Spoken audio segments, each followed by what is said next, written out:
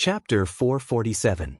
Because of this matter, Kuang Yi felt that it was unfair, but he only thought about it in his heart. After all, even if it was him, if he offended Wang Zhen, he would not have a good ending. However, so many years had passed after all. He originally thought that Yang Chendong would have forgotten about it, but now it seemed that he was still a son.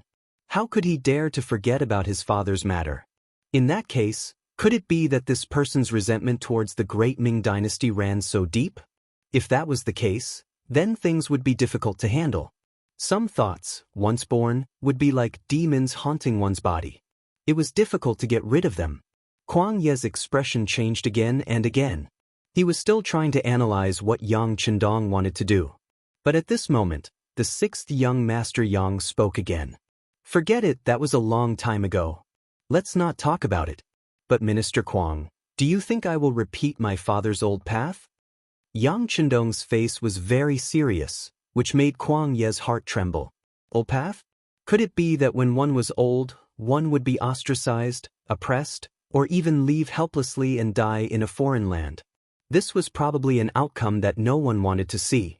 Thinking about it carefully, although Zhu Qizhen did not persecute Yang Rong with Wang Zhen, he really did not help much. He only carried out the slogan of not being punished. It was like this in the past. Now that Yang Chendong had become so powerful and feared, how would he be treated when he lost his power? It was no wonder that Yang Chendong wanted to be conferred the title of king. After all, if he really became a king with a different surname, it meant that he would have more protection. For example, he could build a king's residence according to the rules and even have his own guards. Perhaps this way he would be safer. Every man for himself, and the heavens take the hindmost. Yang Chendong thought about the future when he was powerful. This was called scheming and astute, which was very normal. But facing such a question, Kuang Yi did not know how to answer. Fortunately, Yang Chendong didn't want him to answer, he just asked a question. Through this matter, he wanted to tell Kuang Yi why he wanted to be king. It wasn't because he was ambitious, but because he wanted to find a guarantee. All right, Minister Qi, let's not talk about these issues. Since His Majesty has begun to seriously consider it and has contacted His Majesty Baiming, what's wrong with me waiting for news? But it doesn't seem to be enough to make the mercenaries work hard. Of course, Kuang Yi knew that this so-called serious consideration was nothing more than a pretense to give an answer to Yang Chendong's request. But in fact, it was impossible for this matter to pass. No matter if it was Ying Zong or Dai Zong, they wouldn't want to see the rise of a king with a different surname.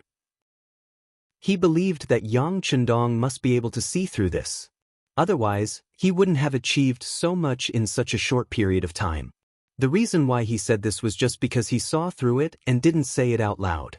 This was a smart person. As for the next mention that it wasn't enough, Kuang Yi knew that the other party was a little moved, or he wanted to continue to make more contributions and save more capital. He also answered this sentence very happily. Of course it isn't just these. If Minister Qi has any request, you can put forward it. As long as it is within this old man's ability, I will definitely speak to His Majesty. Well, then let's see the sincerity first. As far as I know, Songjiang Prefecture, in history, there is a saying, first Songjiang Prefecture, then Shanghai Bund. Songjiang Prefecture is the predecessor of Shanghai. Originally had a shipyard, but it is now idle. There are many ships that have been in the water, as well as those that have not been in the water yet. There are also many iron, ore and steel there. Now, there is not much use for them to be placed there. It just so happens that the mercenaries need these. I have also received news from the mercenary leader that they want to get these things. This should not be a problem. The Ming dynasty banned the sea. Regarding this policy, although after Zhu Qizhen went to Nanjing and became the emperor of the southern Ming dynasty, there was already news that he wanted to remove this restriction. After all, there were still many opportunities at sea. Especially in the past, the great Ming dynasty's navigation industry was very developed. Once it was opened, it would bring a lot of benefits to the southern Ming dynasty. If it weren't for the sudden outbreak of war in the south, the problem would have been solved by now. The timing of Yang Chendong's suggestion was extremely accurate, which also made it impossible for Kuang Yi to refuse. What's wrong? You didn't agree to his request before and used all kinds of reasons to delay it. Now that he said that he wants something that you don't want, you still have the nerve to refuse? If this is also fine, then don't ask him for help if you have any problems in the future. Mutual assistance was the key. It was the key to sustainable development. Only giving without any return, this kind of relationship wouldn't last long. Kwang Yi only thought about it in his mind and nodded. I can't give an answer now, but it shouldn't be a big problem. In short, this old man will do his best. That's good. Let's wait for this matter to be done. After the mercenaries can pull the steel from Songjiang Prefecture, then let's talk about how to deal with the current situation. When Yang Chendong heard Kwang Ye's words, he knew that the matter was mostly done. He relaxed his body and leaned back on the wooden chair behind him. That's natural. It's just that the current situation seems to be extremely unfavorable to us. If it's possible, if the mercenaries take action a day earlier, I'm afraid that we can save many people from the abyss of suffering. Kwang Yi thought about whether he could persuade Yang Chendong to take action first. At least, he could stand out and attract attention and relieve the pressure of the southern Ming dynasty's army. It was just that Yang Chendong saw through such a scheme at a glance. Minister Kuei, the mercenaries don't belong to me. That's right. Then I will immediately report the situation here to the emperor. If it's urgent, it shouldn't take long for the news to come back. Kwang Yi was reminded that this matter was brought up by the leader of the mercenaries. If it wasn't resolved, would the mercenaries take action easily? Even if it was Yang Chendong, he would not have the strength to do so. Of course, Kwang Yi wouldn't think that the real leader of the mercenaries was Yang Chendong. Firstly, the other party was too young. Whether it was Baiming or the southern Ming dynasty, they had investigated his past and didn't find anything strange about him. Secondly, the mercenaries were too powerful, especially when they had extremely advanced firearms in their hands. How could such things be created by a young man? Although it was ridiculous to say that saving a life could command the mercenaries, no smart person would believe it. Most likely, someone wanted to borrow Yang Chendong's hand to make the mercenaries famous. But in the end, putting the young master of the Yang family in the position of the leader of the mercenaries was also unbelievable. No one would believe that the title of the leader of the mercenaries was real and had the greatest deterrence. Now that he wanted something in the name of this person, how could Kwang Yi dare to be careless and bargain? He had already decided in his heart that after Yang Chendong left, he would immediately write a secret letter to the emperor. Moreover, he had to go quickly and show the leader of the mercenaries that they were very efficient. This would definitely be beneficial for future cooperation.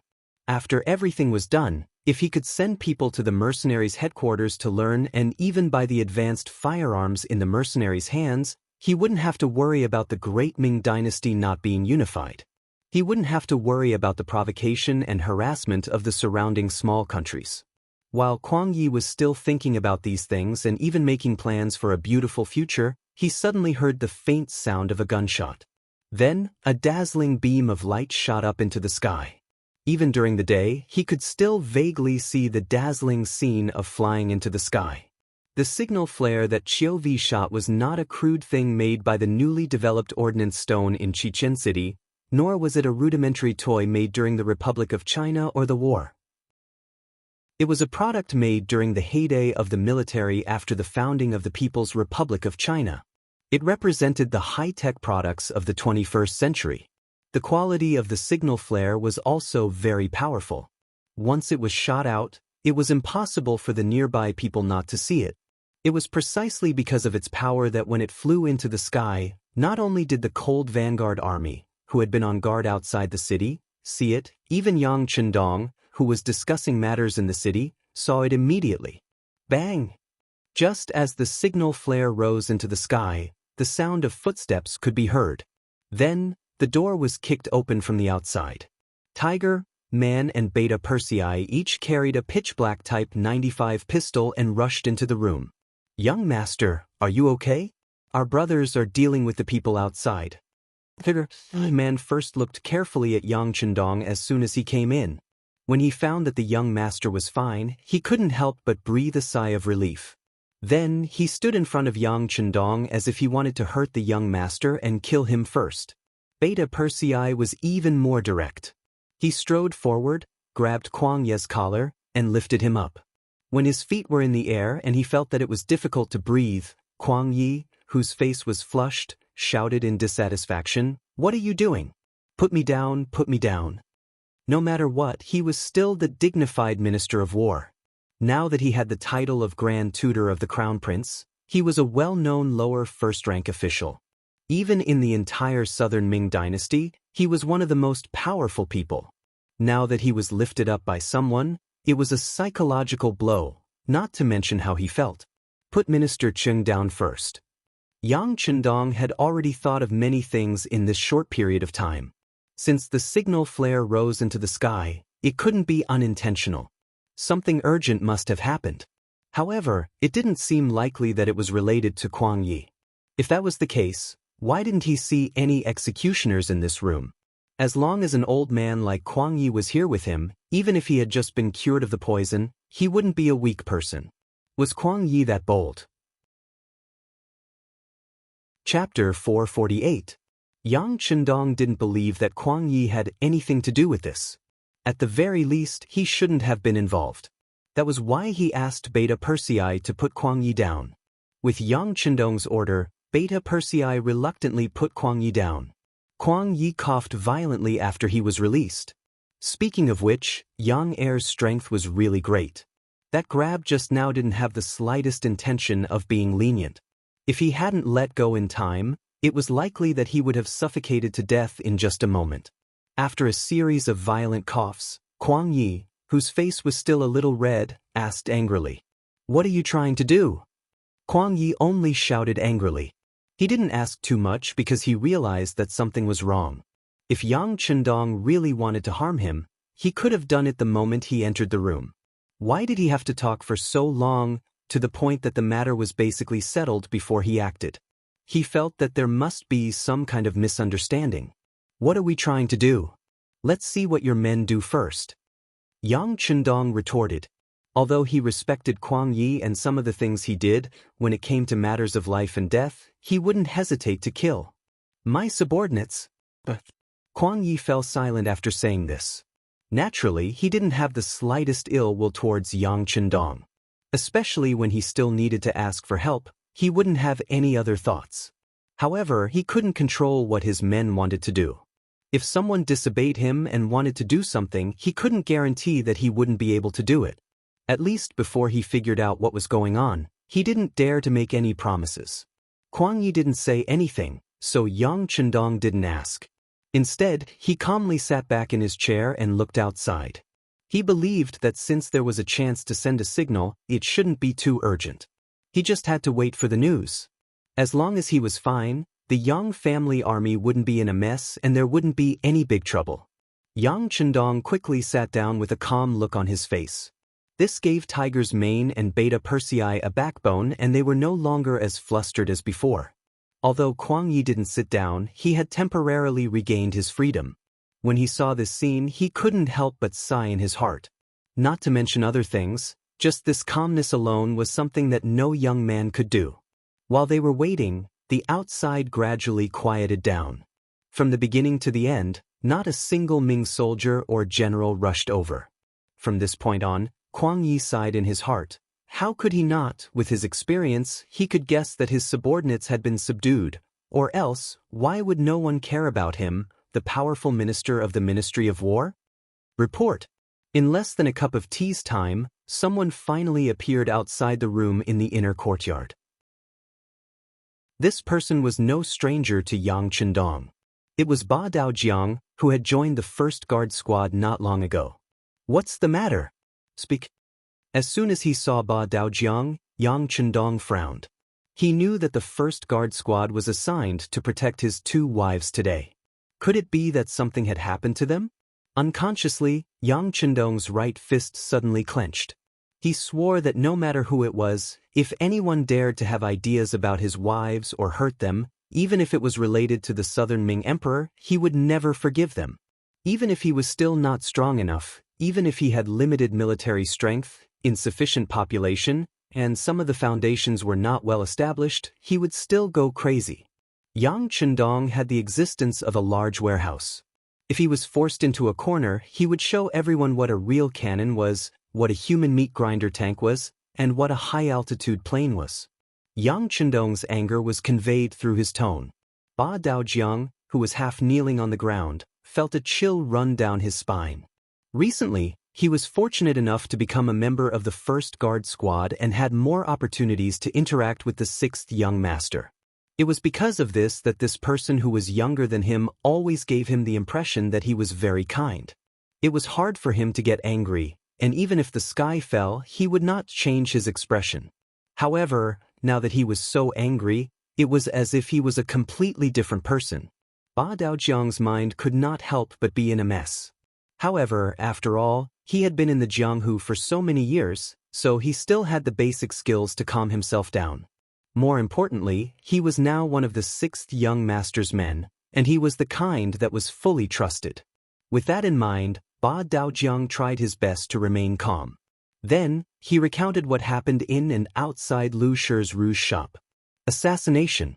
Fortunately, they were fine. After hearing this, Yang Chendong heaved a sigh of relief. However, his tone was still strict. Are the 2 madams safe now? Has the army entered the city? Replying to the 6th young master, the madams are very safe. They are under several layers of protection and will not be in any danger. 1st Battalion Commander Wu Sheng has already led the army into the city and is taking over the city's defense. Ba Daojiang reported what he saw along the way, as well as what Captain Chiu Vi had told him. Unexpectedly, just as he said this, Kuang Yi suddenly spoke. That's impossible. I didn't hear any killing. The city's defense is also so tight. How did your army enter the city? Kuang Yi naturally did not believe it. This time, he had been very careful when he summoned Yang Chendong for a meeting. The generals below were also afraid that Yang Chendong would flip out, so they had arranged everything beforehand. After Yang Chendong and the others entered the city, they had tightened the defense. General Yu Guang was personally standing on the city wall to prevent any accidents from happening. There were also hundreds of Ming Dynasty soldiers with him. They were already prepared and had a large number of people. How could they be taken down so easily? The key was that there was no sound of movement. This was something unimaginable. Kuang Yi did not believe it. Yang Chendong was unwavering. Since Ba Daojiang dared to say this, he must have seen something with his own eyes. As for whether or not they could complete this mission, he was not worried at all.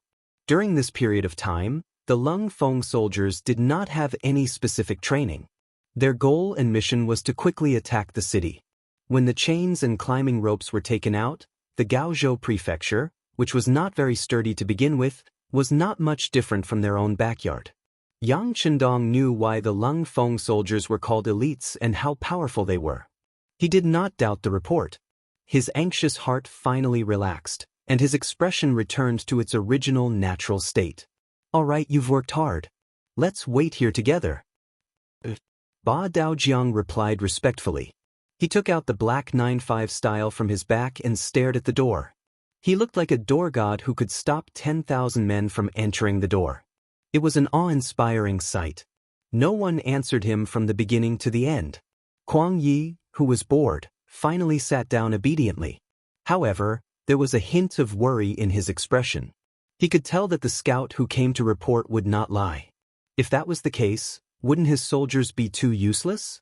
This time, they waited for a little longer, but in less than an hour, the footsteps outside began to become more frequent. Then, a few officers in camouflage uniforms with pistols on their belts walked in.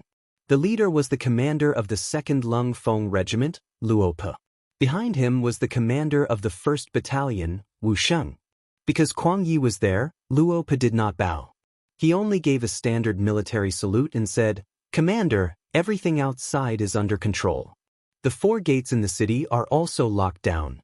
We are searching for the assassin's accomplices. There is no news yet. Let's go out and take a look." Yang Chendong nodded slightly to show that he understood. He then said to Kuang Yi, who was still in shock, "Minister Cheng, shall we go and take a look?" Although this was a negotiating tone, Kwang Yi knew that if he didn't go, he was afraid that he would be forced into a fight. Moreover, he really wanted to know who wanted to assassinate Yang Chendong's wife and bring him such trouble. Let's go and take a look.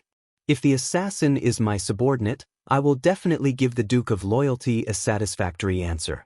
Kwang Ye's words were very smooth. It was obvious that he had made up his mind. If the person who did this was really his subordinate who made the decision without permission, then he really didn't mind killing a few people to satisfy his appetite. Yang Chendong wanted Kwang Ye's attitude.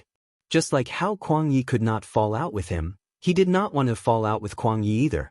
Following Yang Chendong, Kwang Yi and the others walked out of the room. When they arrived at the outer courtyard, they saw Guan Ying, Ma Wei, and the others with bruises all over their faces. They were tied up like dumplings and pressed to the ground. Judging from their clothes, they were covered in dust, and Guan Ying's lapel was in tatters. They must have gone through an intense resistance. It was just that they were helpless. They were not as strong as others and would eventually be trampled under their feet. When Kwang Yi walked out, Guan Ying and the others who were still struggling to turn their heads instantly became obedient. This was too shameful. This was especially true for Guan Ying. The last time he fought with Yang Er, he was beaten quite badly. However, he thought that it was just a special case. If he encountered ordinary mercenaries with his skills, it would be easy for him to fight against 3 or 4 of them. But just now, he was only facing a mercenary. He was still suppressed and beaten until he was pressed to the ground and could not move. Both of them were alone, yet he had easily dealt with him. It was no wonder that he felt ashamed to face anyone. Of course, if he knew that his opponent's name was Dao Xiao, he would not be so depressed. He was the captain of the second guard team. For Yang Chendong to be able to make them responsible for his safety, one could only imagine how strong they were. Although Guan Ying was powerful, the intensity and method of training were completely different from the mercenaries. It was normal for him to be defeated. Chapter 449. This was also thanks to Yang Chendong telling all his subordinates before entering the city that they should not fire unless absolutely necessary. After all, the Southern Ming Empire was still their ally, and even their superior. If not for this order, Guan Ying and Ma Wei would not be standing here alive after being hit by the flying bullets just now. Oh no, they were kneeling here. Seeing the subordinates, he was so proud of being pressed to the ground, Kwang Ye's expression became very ugly. However, at this moment, he wasn't in a position to criticize them. He only walked in front of them and asked in a very strict tone, "Who sent people to assassinate the Duke of Loyalty's wife? Stand up now and I'll give you a quick death. If you don't speak and I find out, I can guarantee that your 3 clans won't have a good life." Even the 3 clans were involved. It could be seen that Kwang Yi was truly angry. However, no matter what he said, Guan Ying and Ma Wei had a confused expression. It was obvious that this was the first time they heard of this matter. Don't pretend to be innocent. If this old man finds out, don't think about living. Kwang Yi coldly threw down these words, but his heart relaxed. From his observation, these 2 generals shouldn't know about this. If that was the case, then perhaps the assassin really wasn't sent by his subordinates. Yang Chendong was also seriously looking at all of this. He almost reached the same conclusion as Kwang Yi. Some things could be deceived with words, but not with the eyes. Of course, there were some people who were very good at acting. However, since they didn't admit it, then he would first go and see who the assassin was. As long as he could figure out this person's identity, he would be able to find some clues. The group of people walked out of the gate and went straight to the Lu Rouge shop. Along the way, they could see a Lung Feng brother standing guard not far away. This was enough to prove that the entire Gaozhou prefecture had been taken over by the mercenaries. Kwang Yi knew that everything Ba Daojiang said was true. At this moment, his expression was very ugly. Gaozhou prefecture wasn't very big, and Lu Shi's Rouge station wasn't far from the yamen. It didn't take long for the group to arrive. As soon as Yang Chendong appeared, Hu Yen and Madame Shui, who were protected by several layers of people, rushed out and ran to Yang Chendong. "Darling, we're fine. It's just that what happened just now was really scary." It's okay. It's all over now." Yang Chendong hugged and comforted the 2 ladies. Then he said to Captain Tai Chingy, who was slowly following behind him, "Send the two ladies into the carriage first." Female guards had already come forward to escort Hu Yen and the others to the car. On the other side, the first guard captain, Chiu Vi, who was in charge of things here, also walked up to Yang Chendong and reported in a low voice, "Young master, the Phantom Sniper team has taken control of this place. It's very safe here, and there are no blind spots. The Wolf Fang Special Forces have already chased after the other killer. With the city gate closed, no one can escape." Yang Chendong nodded slightly, indicating that he knew everything. Then he asked, "Where's the killer?" Chiu Vi turned around and led Yang Chendong and the others forward. Then he added, "The killer's identity has been confirmed by people who know him in the city. His name is Mo Tuo. Judging from his figure and underwear, he shouldn't be a Han or Miao person. He seems to be a Jiaoji person." Jiaoji? Hearing this inference, Yang Chendong's face flashed with doubt for a moment.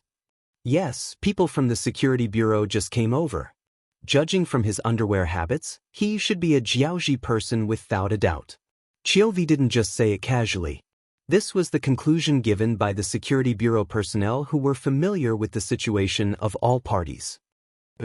Yang Chendong nodded again. Countless question marks and possible scenarios flashed through his mind. Kuang Yi and the others who were following behind them heard the word Jiaoji and couldn't hear anything else. Even so, Kuang Yi still strode over.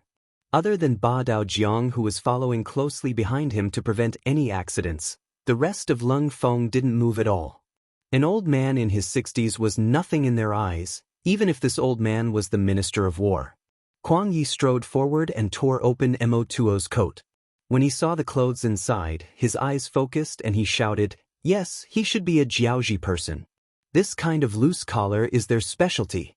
I've seen it before when I dealt with them." The climate in Jiaoji was warm all year round, so the collar of their underwear was extremely loose. Unlike the Ming army, although the climate in the south was also hot, the collar of their underwear was still very tight due to military regulations. Yang Chendong could understand Kuang Ye's shouting and completely forsaking his bearing as the Minister of War.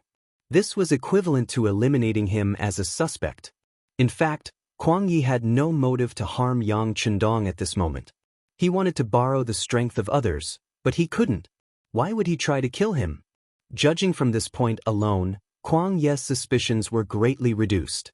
However, Yang Chendong wouldn't say it out loud. He wanted to make Kuang Yi hesitate.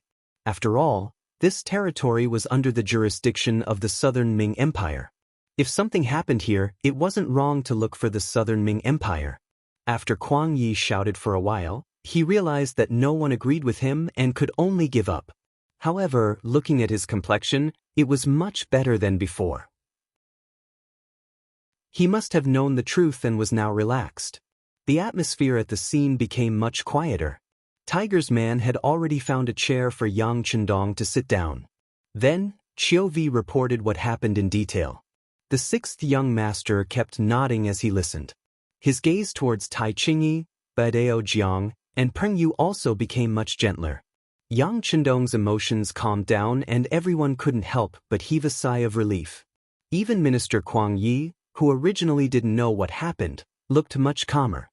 His mind was spinning rapidly as he thought about the origin of the current situation, the cause and effect, and what kind of impact it would have on himself and the Southern Ming Empire.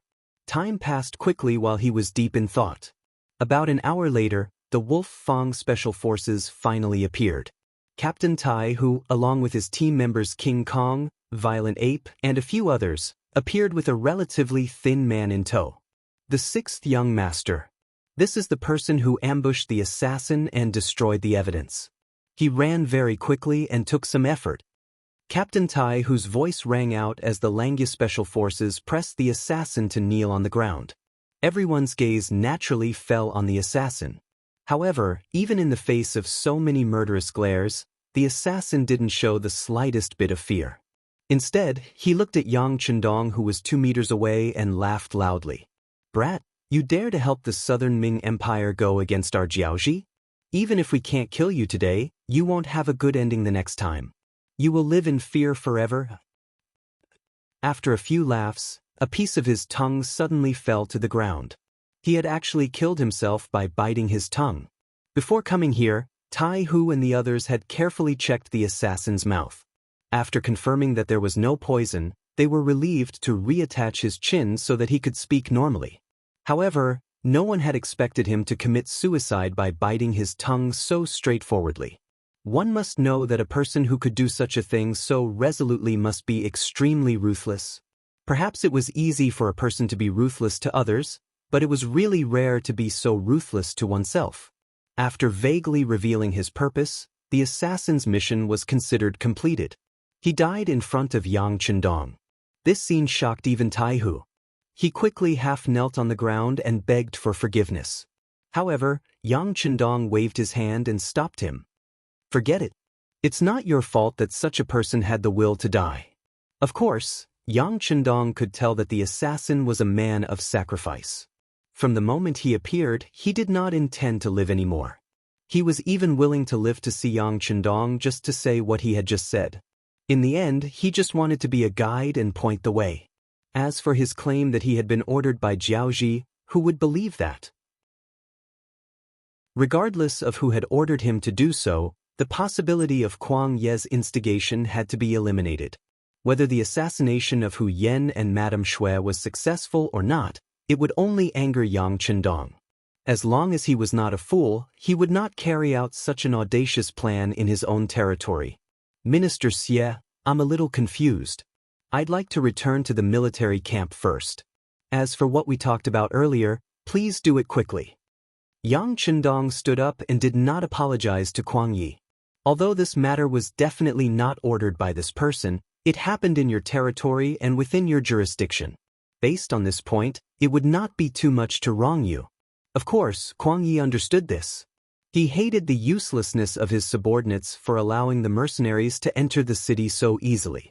He also hated the fact that these assassins chose to act in Gaozhou Prefecture and implicated him. However, at the same time, he was happy. No matter who had sent the assassins, they had successfully angered Yang Chendong. Based on this alone, he did not need to urge these mercenaries to be ruthless in the future when faced with the rebel army of King Min. Gaozhou Prefecture, which had just been occupied by the mercenaries, was returned just like that.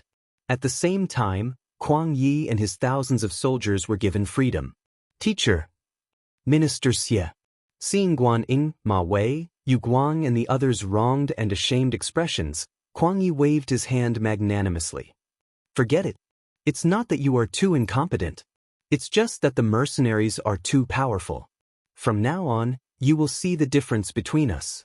Train well. Even if you had more than half of the mercenaries' abilities, the Southern Ming Empire would not have fallen into such a passive situation. Chapter 450. From Kuang Ye's words, it could be seen how optimistic he was about the mercenaries and how helpless he was about the Southern Ming army. The mercenaries protected Yang Chendong as they walked out of Gaozhou Prefectural City.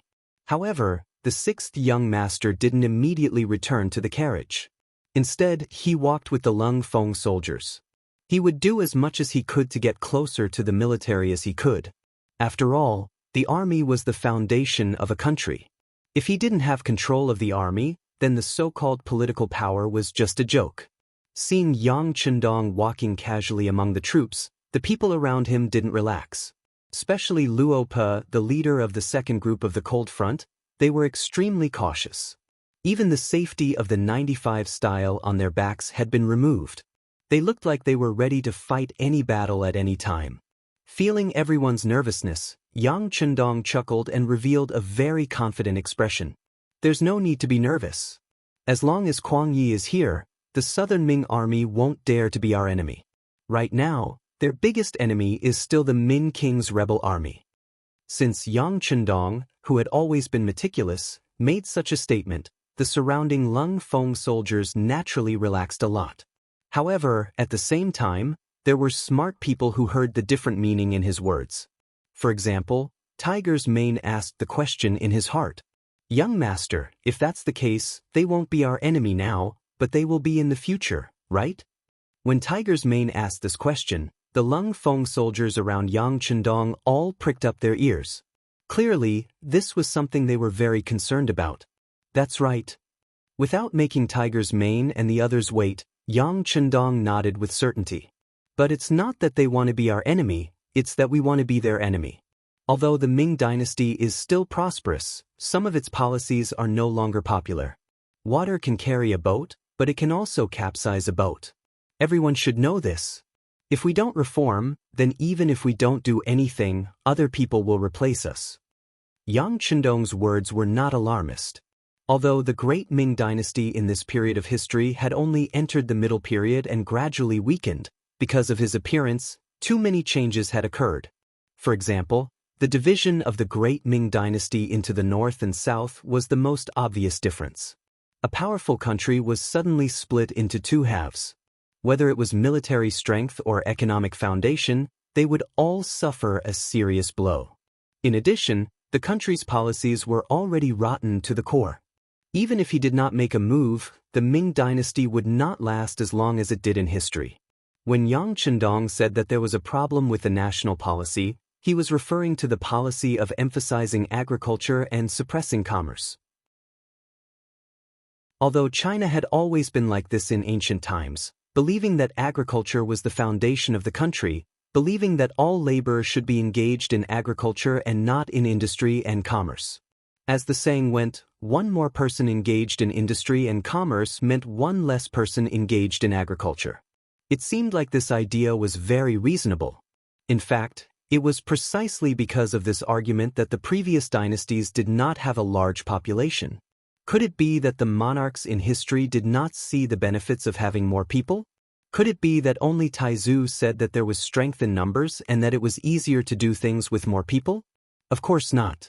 With more people, it would be more convenient to do anything, especially the recruitment of soldiers.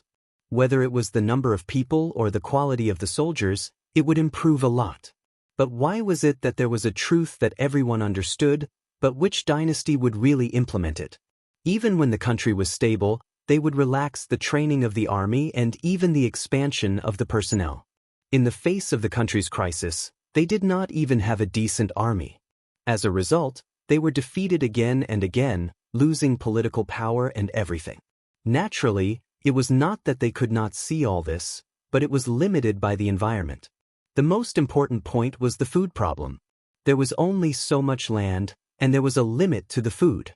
If the population increased, there would definitely not be enough food to eat. This was the most important reason that hindered their development.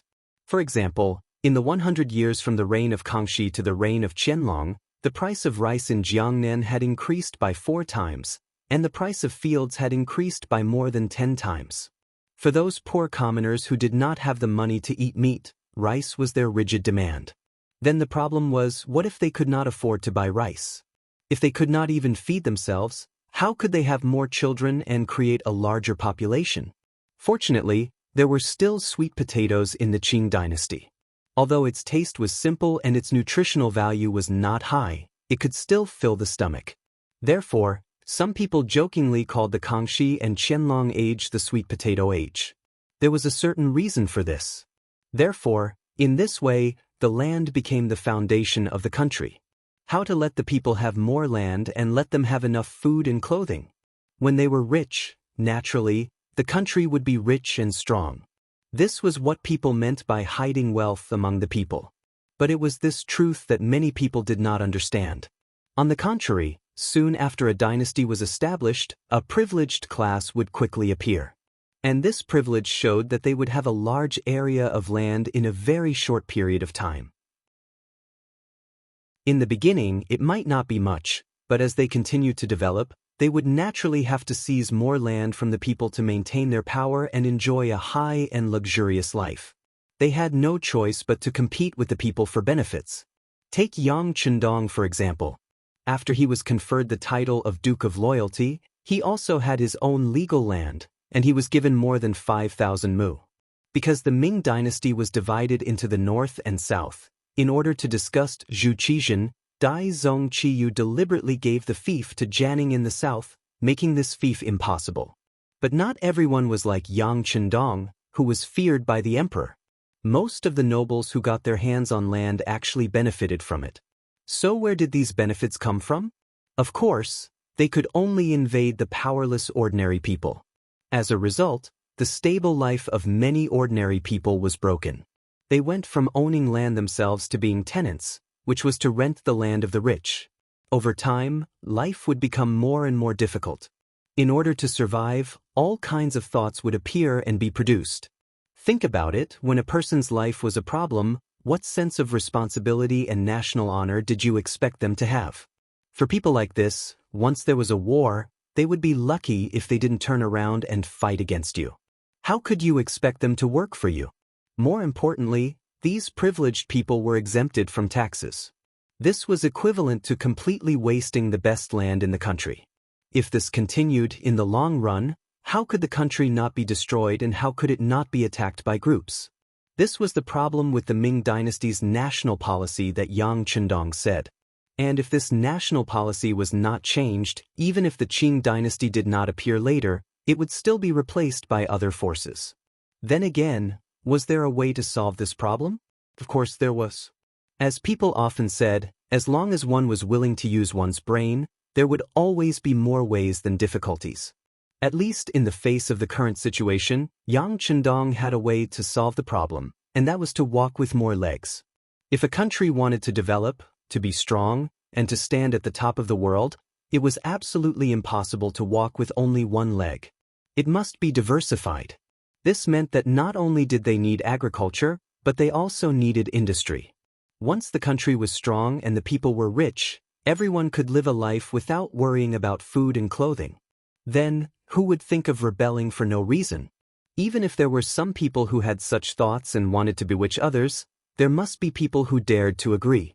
How many people would agree to not live a good life and take risks, and even lose their heads?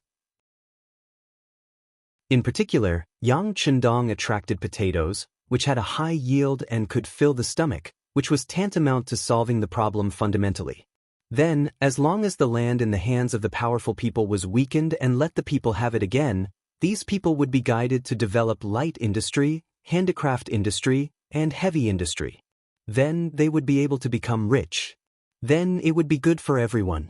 Just like Yang Chendong himself, he was developing with such thoughts. All kinds of factories were opened in Chichen City, and the land further away was developed and planted with all kinds of crops. Moreover, with the mild temperature there, many crops could be harvested twice a year, or even thrice. With food, work, and money to earn, good days would naturally come. After that, it became a matter of how to ensure that the fruits of one's victory would not be taken away by others. Naturally, more people would take the initiative to join the army. Take Ling Feng for example. Pride was one thing, but more than that, they wanted to protect the fruits of their labor, protect their home. In order to achieve this goal, they would really put their lives on the line. This was a completely different concept from the Ming dynasty's soldiers who were paid. With the right path and a good foundation, and with the help of advanced weapons that were several hundred years ahead of the modern world, it was really hard to think of anyone who could be a match for them. This also created the legend of Ling Feng being invincible. Thinking up to this point, Yang Chendong's eyes were filled with hope and desire when he looked forward. In this life, he was destined to bring the Han people to the peak of the world. No one could stop him. What happened in the prefectural city of Gaozhou was quickly discovered by the spies of King Min who had been keeping a close eye on this place.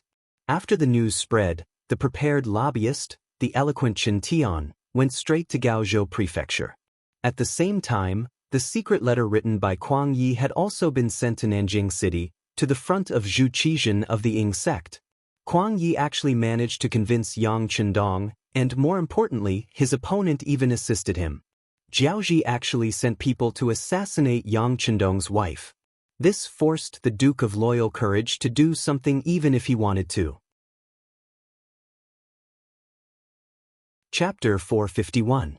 Taking advantage of this opportunity, Yang Chendong only wanted the ships that were no longer in use by the Songjiang prefecture. Zhu Qizhen could naturally afford this price. He waved his hand and approved Kuang Ye's report. While sending someone to reply, He also informed the Songjiang prefecture to prepare for the handover of the ships and the preparation work to take out all the steel in the prefecture's inventory. Zhu Qizhen's side had a positive response. Chen Tian also came to the Miao army camp that was stationed near Gaozhou prefecture. Miao Jinlong was one of the leaders of the Miao tribe. Now that he had an army of 60,000, his identity was naturally noble. However, knowing Chen Tian's identity, he still warmly prepared a banquet when Chen Tian arrived. Chen Tian was one of the important strategists of the Min King. As the saying goes, there are 7 ranks in front of the prime minister. No one would want to offend a close official like him unless it was necessary. Not to mention, he had come here to solve the problem in the first place. Naturally, Chen Tian didn't reject Miao Jinlong's warm hospitality. Not only that, but he also explained his mission during the banquet. He also wanted to hear Miao Jinlong's attitude and reaction.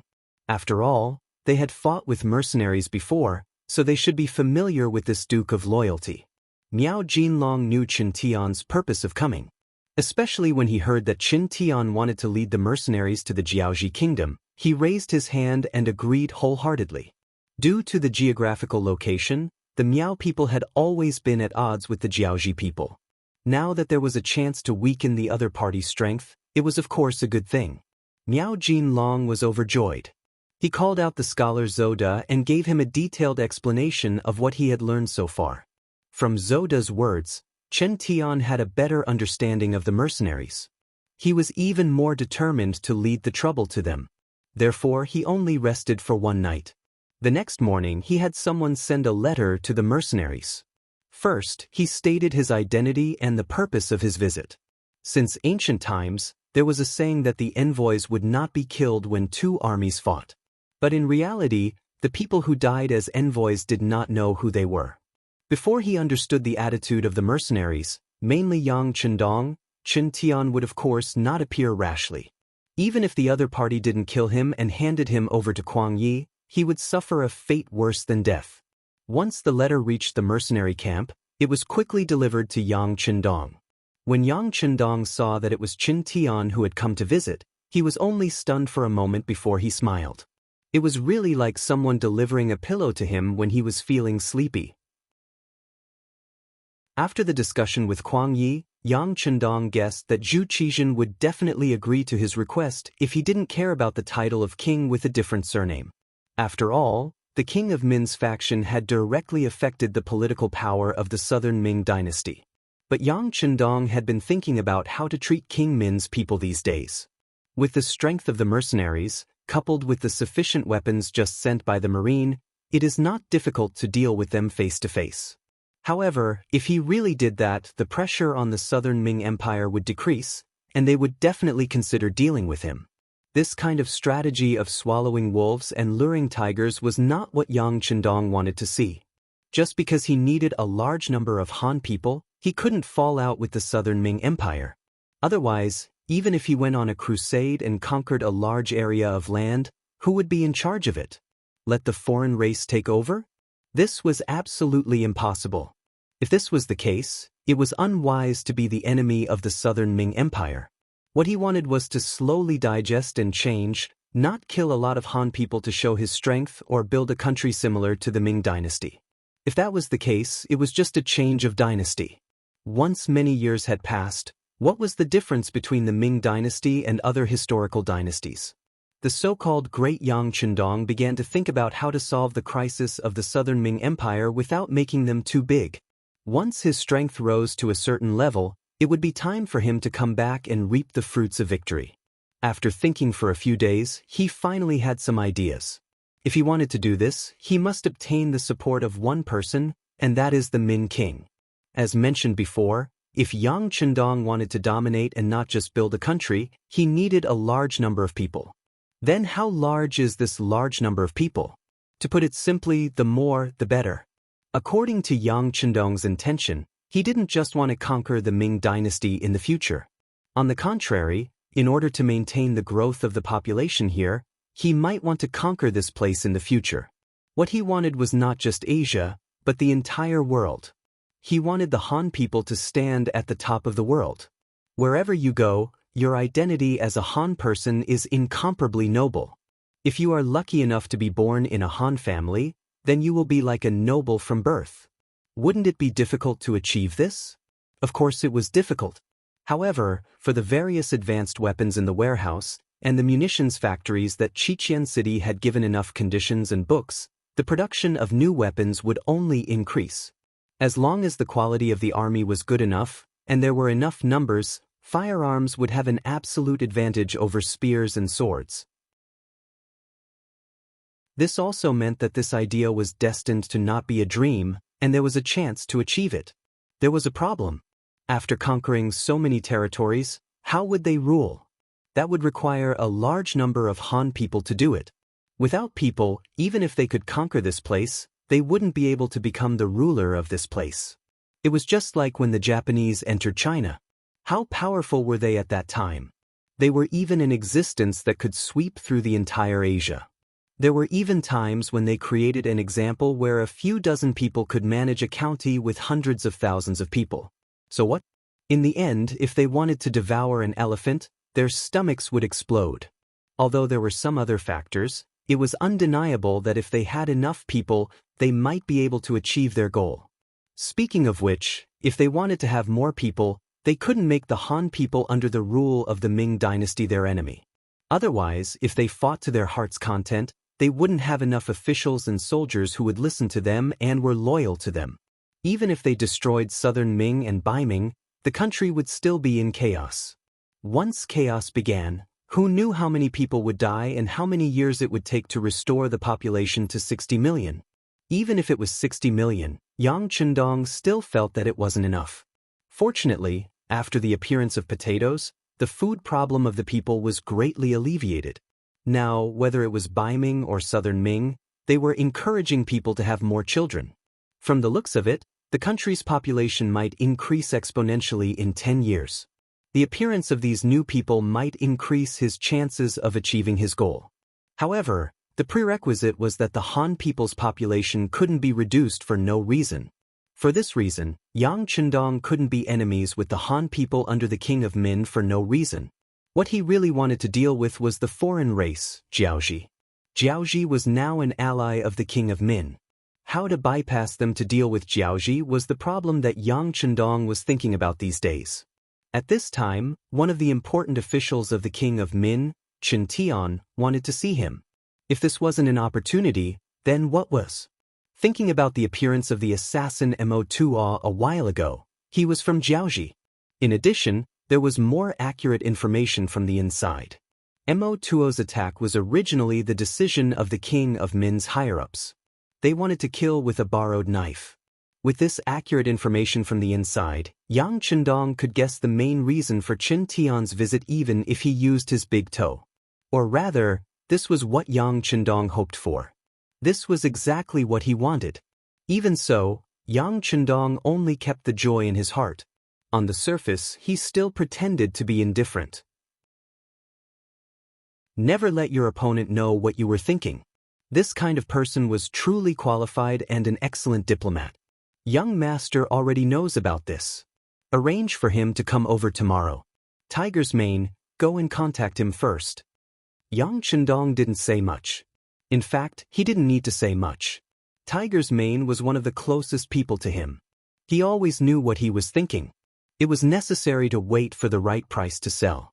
Since he had obtained so many benefits from the southern Ming Empire, there was no reason for the king of Min to not do anything. Young master, don't worry. Tiger's Mane promised as if he knew everything. In the end, his role was the vanguard. At the same time, he was paving the way to raise the status of the young master. The mercenaries quickly replied and promised that Chen Tian could come to the barracks tomorrow to discuss the matter. They also said that he could come openly and didn't need to consider the reaction of the southern Ming army in Gaozhou. These words were a little generous. Not for other reasons, but through these matters, it could be seen that the relationship between the Duke of Loyal and the southern Ming Empire wasn't very good.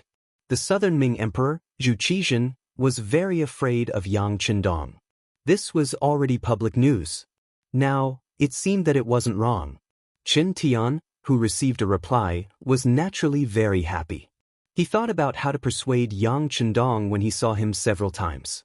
He also thought about the possible unexpected situations several times. Early the next morning, he brought a group of men and went straight to the barracks of the mercenaries. When they left the barracks of the Miao army, Miao Jinlong sent people to escort them. However, when they were about to reach the city of Gaozhou, the mercenaries in camouflage took over and brought them over. This kind of thing was done in front of the eyes of the Southern Ming army. General Yu Guang, who was in charge of guarding the city, gritted his teeth. As early as last night, Yang Chendong sent people into the city to inform Kuang Yi that the king of Min sent people to talk to him. He also agreed and hoped that they would make things convenient. Chapter 452. When the letter was placed in front of him, Kuang Yi knew that he couldn't refuse. Not to mention that for the stability of the Southern Ming Empire, they couldn't afford to offend the powerful mercenaries. Just a few days ago, Hu Yan and Madame Shui almost died in the city. They were responsible. They didn't pursue the matter because they knew that it had nothing to do with them. However, if he didn't agree to the envoy sent by Min King to meet with Yang Chendong, then the other party could bring up this matter at any time. At that time, they could casually accuse them of colluding with the assassins. This would make it difficult for them to defend themselves. Face was given to each other. Fortunately, Kuang Yi knew that Yang Chendong still had the Yang family manor in Baiming. The Southern Ming Empire had Jianing and brother Yang Si. He couldn't betray the great Ming Empire and didn't dare to do it. Therefore, he made the decision and agreed to the request. Kuang Yi agreed. This was also why Yu Guang didn't dare to act rashly when he saw all this happening right under his nose. The mercenaries were only a squad of soldiers. They brought Chen Tian and his hundreds of subordinates through the city. To be honest, Chen Tian was a little nervous at this moment. Originally, he thought that the mercenaries would send at least a few hundred people, or even a few thousand people to escort him. However, there were only 10 people and they had to walk through the city controlled by the Southern Ming army. This was no longer a matter of safety. It was a provocation. Would the Southern Ming army really do something in anger? If that was the case, wouldn't his life be over? With this kind of nervousness, the group smoothly walked through the city of Gaozhou. When Chen Tian saw that the city had been left behind, he suddenly felt a burst of cold wind at the back of his head. At this moment, he remembered that he hadn't walked out of the gates of hell. He had just stepped into this place. For example, if he didn't have an agreement with Yang Chendong this time, how would he return to the Miao family's camp from the mercenaries' camp? Without the mercenaries' escort, how could he guarantee his safety? Only at this moment did he feel fear. In the mercenary camp, Tiger's Mane, representing Yang Chendong, met Chen Tian first. He served him good food and wine, fulfilling his role as a host. Chen Tian didn't expect to see Yang Chendong the moment he arrived. Fortunately, he was prepared for this. After investigating Yang Chendong, he knew what kind of person Tiger's Mane was and the importance of his position. So while he was eating, he ordered his men to carry 2 big boxes of gold and place them in front of Tiger's Mane. One box was worth 1,000 taels of gold, so 2 boxes would be worth 2,000 taels of gold. According to the exchange rate of 1 to 8, that would be 16,000 taels of silver. To an ordinary citizen, this amount of silver was more than enough to eat and drink for a lifetime. And this was just Chen Tian's greeting gift. He had already explained to Tiger's Mane that as long as he could meet the Duke of Loyalty, there would be more than 10 times the amount in front of him. The first gift was more than 100,000 taels of silver, and it wasn't even given to the main person. From this, it seemed that Chen Tian was very sincere. Tiger's Mane also stared greedily at the silver in front of him. I can try to see if you can meet my duke, but do you know that Yingzhong has already promised to give Songjiang prefectures in used shipyard to my duke? In comparison, if it's just some gold and silver, I'm afraid it's not sincere enough. He wasn't afraid of making a request, but he was afraid of not saying anything. Chen Tian's eyes were filled with excitement. Of course, we won't just take out these things. In order to show our Min King's sincerity, there are already 500 carriages of steel being sent here. It should arrive in a few days. 500 carriages? Tiger's Mane pretended to be very surprised and then nodded. Well, Then I'll try to help you put in a few good words. Tiger's mane was only willing to help because of the silver. Thank you, General Tiger. If we can achieve our goal this time, Chen Tian will still have more rewards.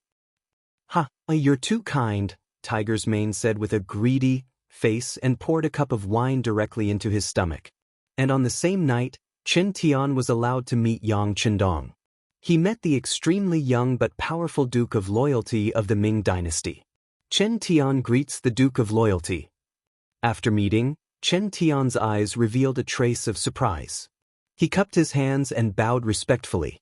At this time, Yang Chendong was only 21 years old. However, after experiencing so much, he already had the demeanor of a superior person. If he was willing, he could reveal the aura of a superior person at any time. You are Chen Tian? Yang Chendong, who was sitting at the head of the tent, stared at the person who came and sized him up.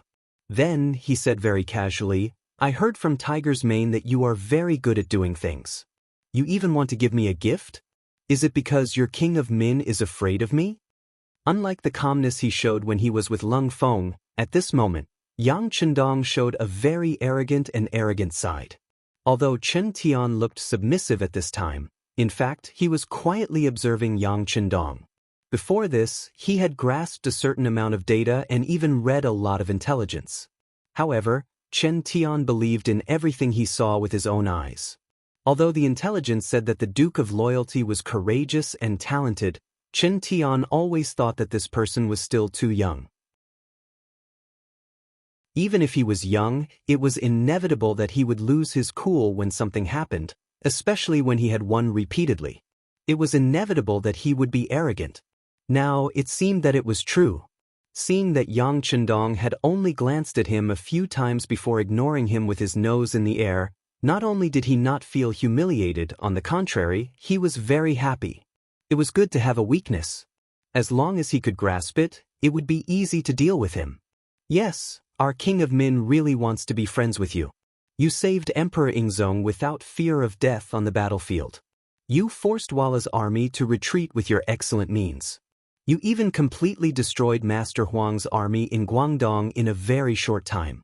Our King of Min is full of praise for all of these. Everyone liked to hear good words, and Yang Chendong was the same. Hearing Chen Tian talking about his achievements with great familiarity, he laughed and said, Yes, these are all my achievements. Prince of Min is also a sensible person. If so, why didn't he retreat and surrender immediately after knowing my power? Don't tell me that you want me to lead an army to crush you and repeat Huang Yuliang's old path? When speaking of these, Yang Chendong deliberately stared at him, as if he was going to scare him. Yes, Duke of Loyalty is very right. People had to bow under the eaves. As an excellent lobbyist, he knew when to show his weak side and when to show his strong side. With a submissive expression, Yang Chendong's expression became much better.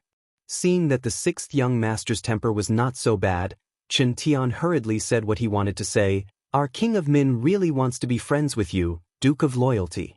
He also knows that we will definitely lose if we fight with you. When he heard the first part, Yang Chendong was still smiling.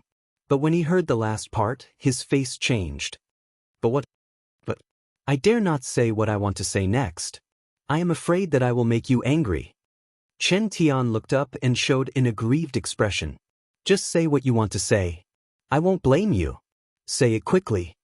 Yang Chendong looked like he was fooled. Chen Tian knew that the opportunity had come. He straightened his body and said, But if our King of Min stops now, with Yingzong's personality, he will definitely settle the score. At that time, it will be difficult to keep your life. Chen Tian was not surprised. So what? When the time comes, this duke will just greet his majesty. Yang Chendong said confidently. When Chen Tian heard this, he despised Yang Chendong very much. He thought, You are just a duke. How can you boast like this? But what he didn't know was that this was what Yang Chendong wanted to show him. Thank you for your kindness, Duke of Loyalty. Although Chen Tian didn't agree with what Yang Chendong said, he still looked very grateful. When he saw the smile on the sixth young master's face, he mustered up his courage and said, but I am afraid that Duke of Loyalty can't protect King of Min at that time. As far as I know, Emperor Ingzong seems to be on guard against Duke of Loyalty. Otherwise, the matter of conferring a prince with a different surname would not be delayed. He stopped here. When he said this, Chen Tian immediately stopped talking and carefully observed Yang Chendong's performance. He said it just now. If there was anything he wanted to say, he could say it casually. Now he shouldn't be blamed. Sure enough, Yang Chendong's face was flushed red and he was obviously very angry. He even pointed his finger at Chen Tian who was standing below, but in the end he didn't say a word of reproach. Brother Chen, what am I doing? Don't you know that this matter is the thing that annoys my duke the most? Tiger's Mane, who was standing at the side, said. He seemed to be reprimanding Chen Tian for being insensible, but in fact, he was also reminding him. Chen Tian showed a grateful smile to Tiger's Mane. Then, his gaze fell on the angry Yang Chendong and said, Duke of Loyalty, Emperor Ingzong is really infuriating. But thinking about it carefully, isn't it because you are too young and your qualifications are too shallow? If you can do something earth-shattering for the world to see, I think that when the time comes, even the stingy Emperor Ingzong can't refuse to be conferred a prince. Chapter 453. What do you mean? Speak more clearly. Yang Chendong, who was originally very angry, suddenly straightened his body and stared at Chen Tian with his tiger-like eyes. Since Yang Chendong placed so much importance on these words, Chen Tian was delighted that the other had fallen into his trap. He cupped his hands and said, I am not talented, but I have an ingenious plan. As long as you can be the Duke of Loyal and Courageous, it will be easy for you to be bestowed the title of King of a different surname. He spoke with such confidence that Yang Chendong's interest was piqued. What is it? Defeat the Jiaoji soldiers and show the strength of the Duke of Loyalty. With a determined face, Chen Tian, who was almost gritting his teeth, finally said what was in his heart. Phew. Exhaling a long breath in his heart, Yang Chendong said in his heart, as expected, the other party really came for this. Although he was relieved, Yang Chendong pretended to be very shocked. Defeat the Jiaoji soldiers? This is not possible. Why can't I? Chen Tian asked in a pressing manner. Jiaoji is so powerful, how can it be so easy to defeat them? Moreover, aren't they the allies of the King of Min? Since we are friends, shouldn't your allies be my friends as well? This is not good. Yang Chendong shook his head lightly and looked like he was talking to himself. When Chen Tian saw this, he felt a sense of disdain in his heart. Just now, he said that he was wise and powerful, and that he would destroy the King of Min's army and ask him to surrender. But when it came to the actual use of weapons, he could not do this and was afraid of that. He really did not understand how such a person could have achieved all those achievements in the past. Chen Tian really despised him in his heart, but he still tried to persuade him.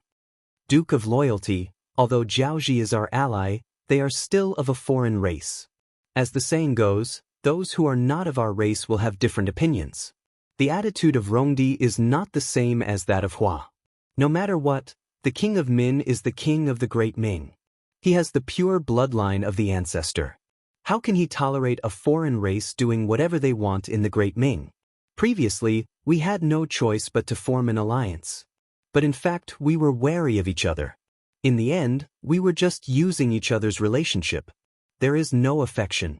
Chen Tian said this righteously and continued, unlike our King of Min, who really appreciates Duke Zhongdan. Moreover, we are all Han people, so we should get closer to each other. Not to mention, this can help the Duke of Loyalty achieve great things and become the king of a foreign race. This kind of helping others is what the King of Min likes the most. What Chen Tian said was magnanimous, and he also pretended to be good for Yang Chendong. But in fact, this was not the case at all. The people of the Security Bureau had already sent back the news that the King of Jiaoji had taken a fancy to the King of Min's sister, Zhu Lian, who was also Princess Yongxing, and wanted to marry her. Because of this, the King of Min was furious and said that his sister was willing to marry a foreign race's little king. This was almost the same meaning as when the kingdom of Dongwu wanted to marry Guan Yu's daughter and was rebutted. Although this time, the king of Min took advantage of the power of Jiaoji to rise up. But in the end, the king of Min still looked down on the small country of Jiaoji. They were just a small province of the Great Ming before and did not have any cultural inheritance. How could such a person be qualified to marry his sister? Not to mention that there was such a big gap in age. Princess Yongsheng was the king of Annan, Lily, when he was 18 years old. In history, he did not live until 1451, but because of his representative, the Longzi borrowed this person's name to let him live longer. The spectators have a strong historical knowledge, so don't doubt the Longzi on this issue. Thank you very much. He was already more than 60 years old. This was clearly pushing his sister into the fire pit. As the elder brother, and now with such great power, if he could not even protect his own sister, what would others say about him? Just based on this point, the relationship between the king of Min, Zhu Huixing, and the Jiaoji army started to drift apart.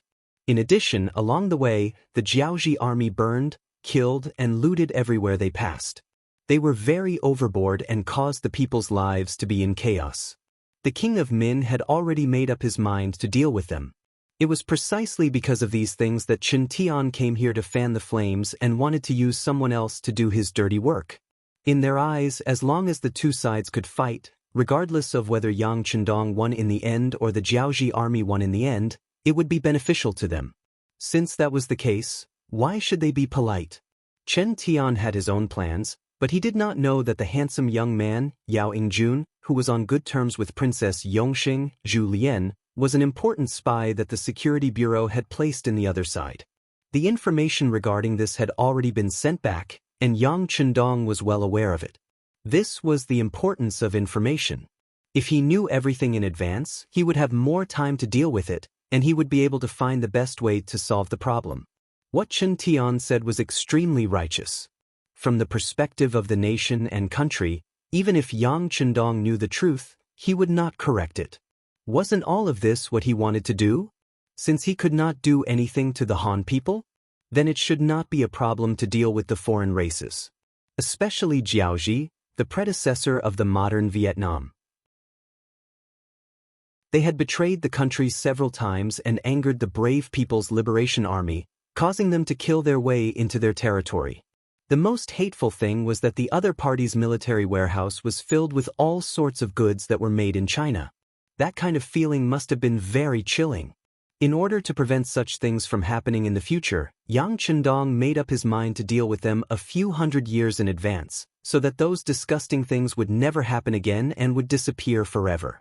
With this in mind, Yang Chendong did not expose some of Chen Tian's lies. Instead, he went along with Chen Tian's words and asked, "Against Jiaoji, will you support me?" Chen Tian's face changed from his heroic speech to a trace of awkwardness. This means that we cannot support you in terms of military strength. After all, everyone knows that they are our Min King's allies. Don't worry, Duke of Loyalty. Although we won't send troops, we will support you in other aspects, such as provisions and information. As long as you don't send troops, we, King of Min, will fully support you if you need anything else. As if he was afraid that Yang Chendong would have some misgivings, Chen Tian patted his chest and promised. Is that so? Yang Chendong did not answer immediately. Instead, he fell into deep thought, as if he was thinking carefully. Yang Chendong's lack of response caused Chen Tian to lose his confidence. He was afraid that Yang Chendong would reject him, so he quickly signaled to Tiger's Mane, who was standing at the side and receiving benefits from him, with his eyes. Tiger's Mane hesitated at first, but soon made a decision. He looked at Yang Chendong and said, "Duke, Jiaoji has gone too far. Didn't they try to assassinate you 2 days ago? If we don't teach them a lesson, won't we be looked down upon and become a joke to the world?" Yes. Chen Tian slapped his head. How could he have forgotten about this? He quickly said, "Jiaoji sent people to assassinate me. This is really shameful and hateful. Just based on this point alone, we have to teach them a lesson. This is the only way to show the dominance of the loyal and courageous Duke." That's true. Yang Chendong slowly raised his head and agreed. However, he soon shook his head, No, if we were to fight with the Jiaoji soldiers and the Min king suddenly attacked us from behind, we won't be able to withstand a pincer attack. When he heard Yang Chendong's concerns, Chen Tian immediately replied, "That is impossible. Our Min king is a man of his words. He would never do something so treacherous. Jiaoji is your ally." Yang Chendong ignored Chen Tian's solemn vow. He only said one sentence and the other party was instantly silenced. But what does the loyal duke want us to do for you to be completely assured? Chen Tian did not know how to convince Yang Chendong. Even though they had decided not to fight with the mercenaries in the short term, there were some things that others would not believe even if he said it. "Show me your sincerity. Let's ask the Min king to write a declaration of war and spread it throughout the world, stating that he and Jiaoji have completely broken up. This way, I will believe your sincerity and will send troops. How about that? In addition, you have just occupied Yunnan, Guangxi, and Guangdong provinces.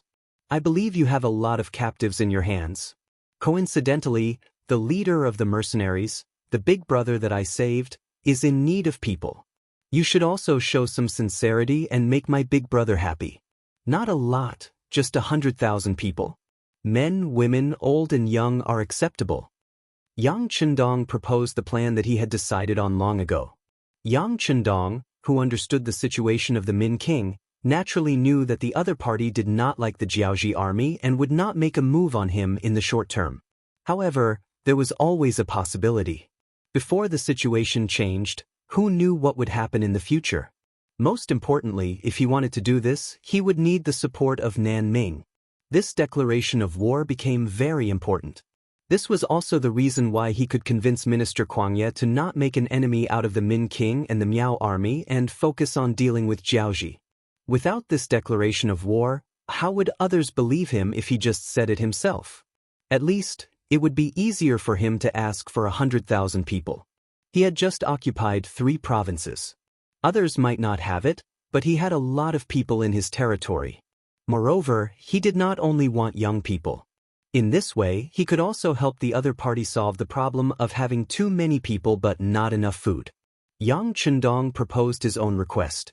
This time, it was Chen Tian's turn to consider.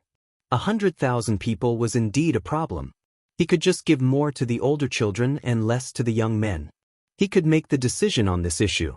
If he wanted to make a declaration, it would not be a big deal. However, would people say that the Min king was burning the bridge after crossing the river? After all, they were able to rise so quickly because of the Jiaoji army's help in the beginning.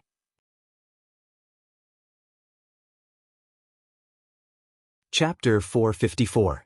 While Chen Tian was still considering the gains and losses, Yang Chendong spoke again. Jiaoji is a foreign tribe after all. If Prince of Min really wants to achieve something in the future, it would be best for you to draw a clear line with them. They were not like the Miao people. They had been living on this land for generations and were used to being in each other's company. Jiaoji people were very independent. If they were to become successful one day, it would be enough for His Highness, Prince of Min, to be very busy. Of course, you can go back and discuss this with Prince of Min. We are not in a hurry.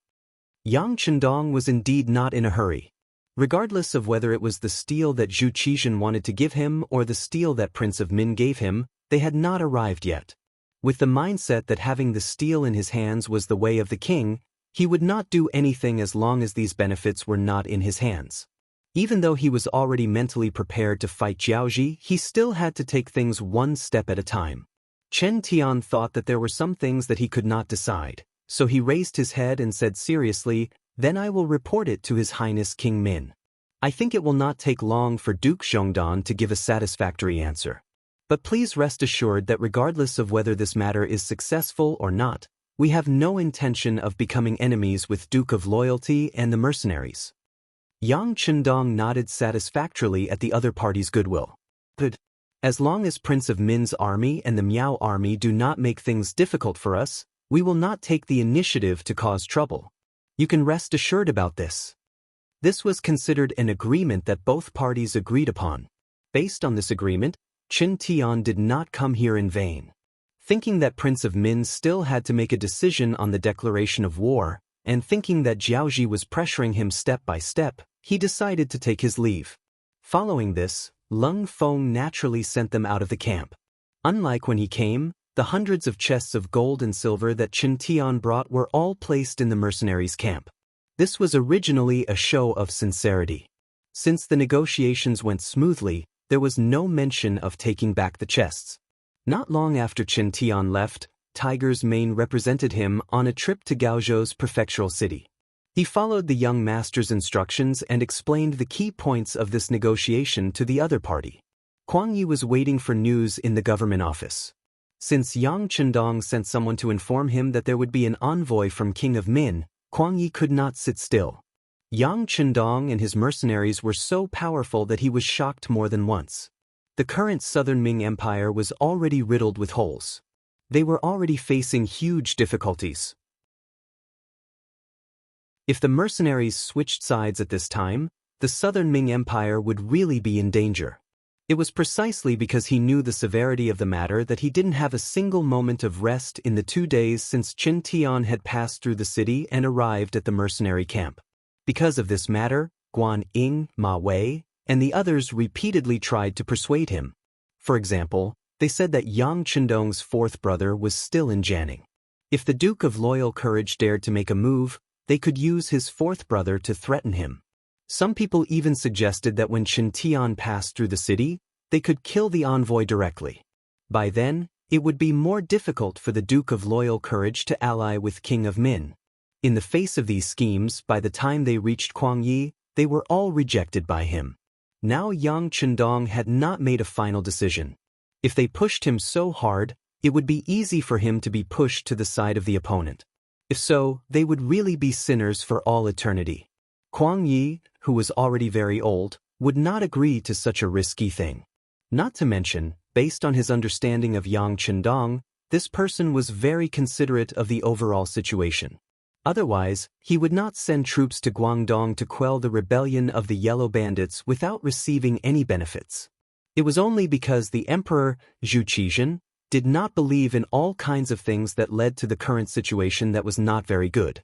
Thinking of the Emperor, Zhu Qizhen, Kuang Yi also felt a headache. Since ancient times, the imperial power was the greatest. This was indisputable. But there was a premise for everything, that was, the imperial power was consolidated. When the power was strong, it was really the greatest. On the contrary, if you were not strong enough and still wanted others to obey you, then the emperor was not sensible. Not all the generals in the world were like Yu Fei, who could be called back with 12 gold medals. Who was Yang Chendong? If one looked carefully, he had been wandering outside the imperial power. In fact, with the powerful mercenaries as his backing, he also had such strength. In the face of such a strong soldier, the most important thing to do was to find a way to make friends with him and play the emotional card, instead of oppressing him with power and finally making a loss. Of course, although Kuang Yi was also an important minister, he could not represent the emperor in many things. Some things he just thought in his heart. If he really wanted to say that he really wanted to blame Zhu Qizhen, he did not have the power to do so, let alone the ability to bear the consequences. While Kuang Ye's thoughts were still in torment, Tiger's Mane came. This was Yang Chendong's closest person. Many times, his appearance could represent his master. In the main hall, Kuang Yi saw Tiger's Mane. Although he did not personally come out to greet him, his waiting figure in front of the hall was enough to give Tiger's Mane face. Who was Tiger's Mane? In these years, after being trained by Yang Chendong, he was no longer the little follower of the past. This meant that he was reluctant to leave Yang Chendong. Otherwise, if he was casually sent back to Tsuxian City, he would be in existence on the same level as Leng Song and Gao Xiong. It was not impossible for him to be higher than them. Seeing that Kuang Yi was waiting outside the hall, this kind of treatment made him feel flattered. He hurriedly took a few steps forward, clasped his fist and bowed.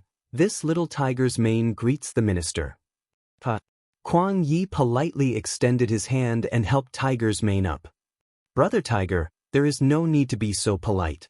Come, please sit in the hall. Servants, come and serve tea." Kuang Ye's face was full of enthusiasm. Tiger's Mane was also very respectful on the surface, but in his heart he admired the young master even more. If it was not for the young master's strength, how could he be treated with such courtesy? One must know that this was the Minister of War, and also the Crown Prince's tutor.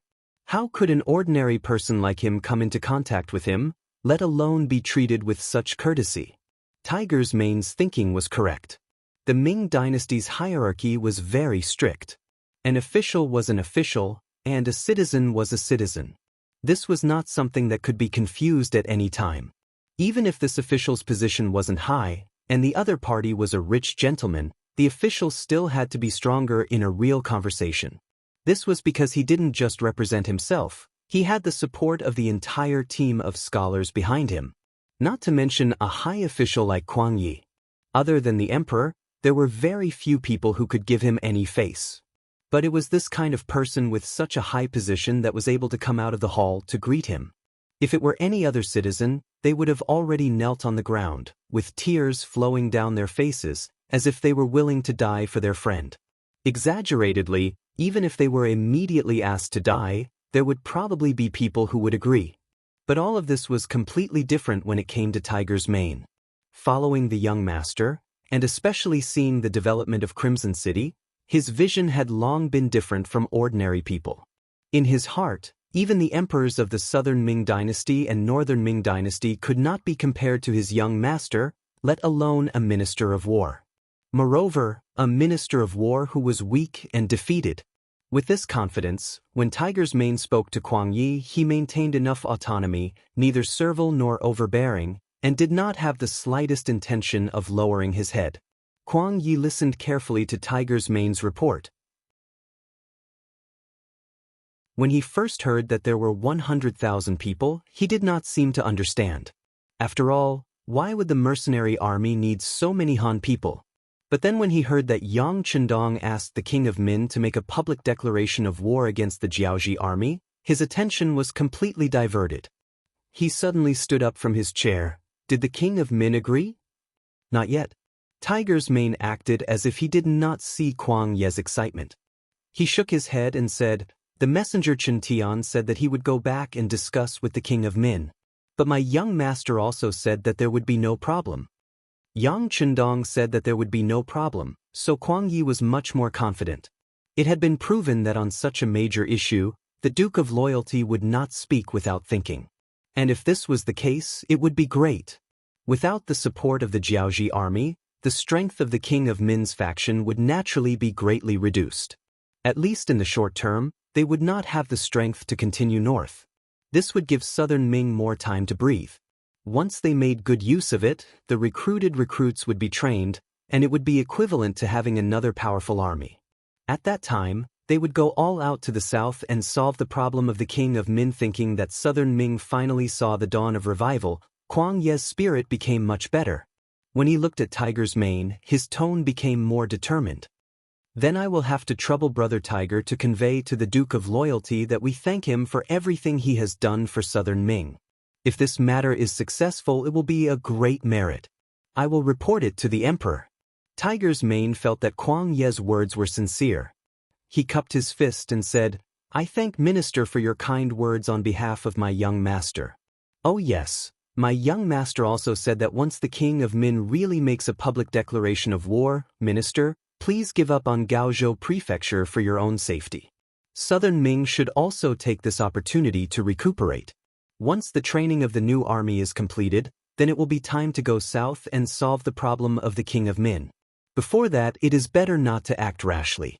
Otherwise, the situation will become very troublesome." Hu Mang's words were a little decisive, and even a little unpleasant to hear. The gist of it was that without the mercenaries here, Kuang Yi and his 1,000 men would not be able to defend Gaozhou Prefecture no matter what. At first glance, it did seem like he was looking down on them, but wasn't this the reality?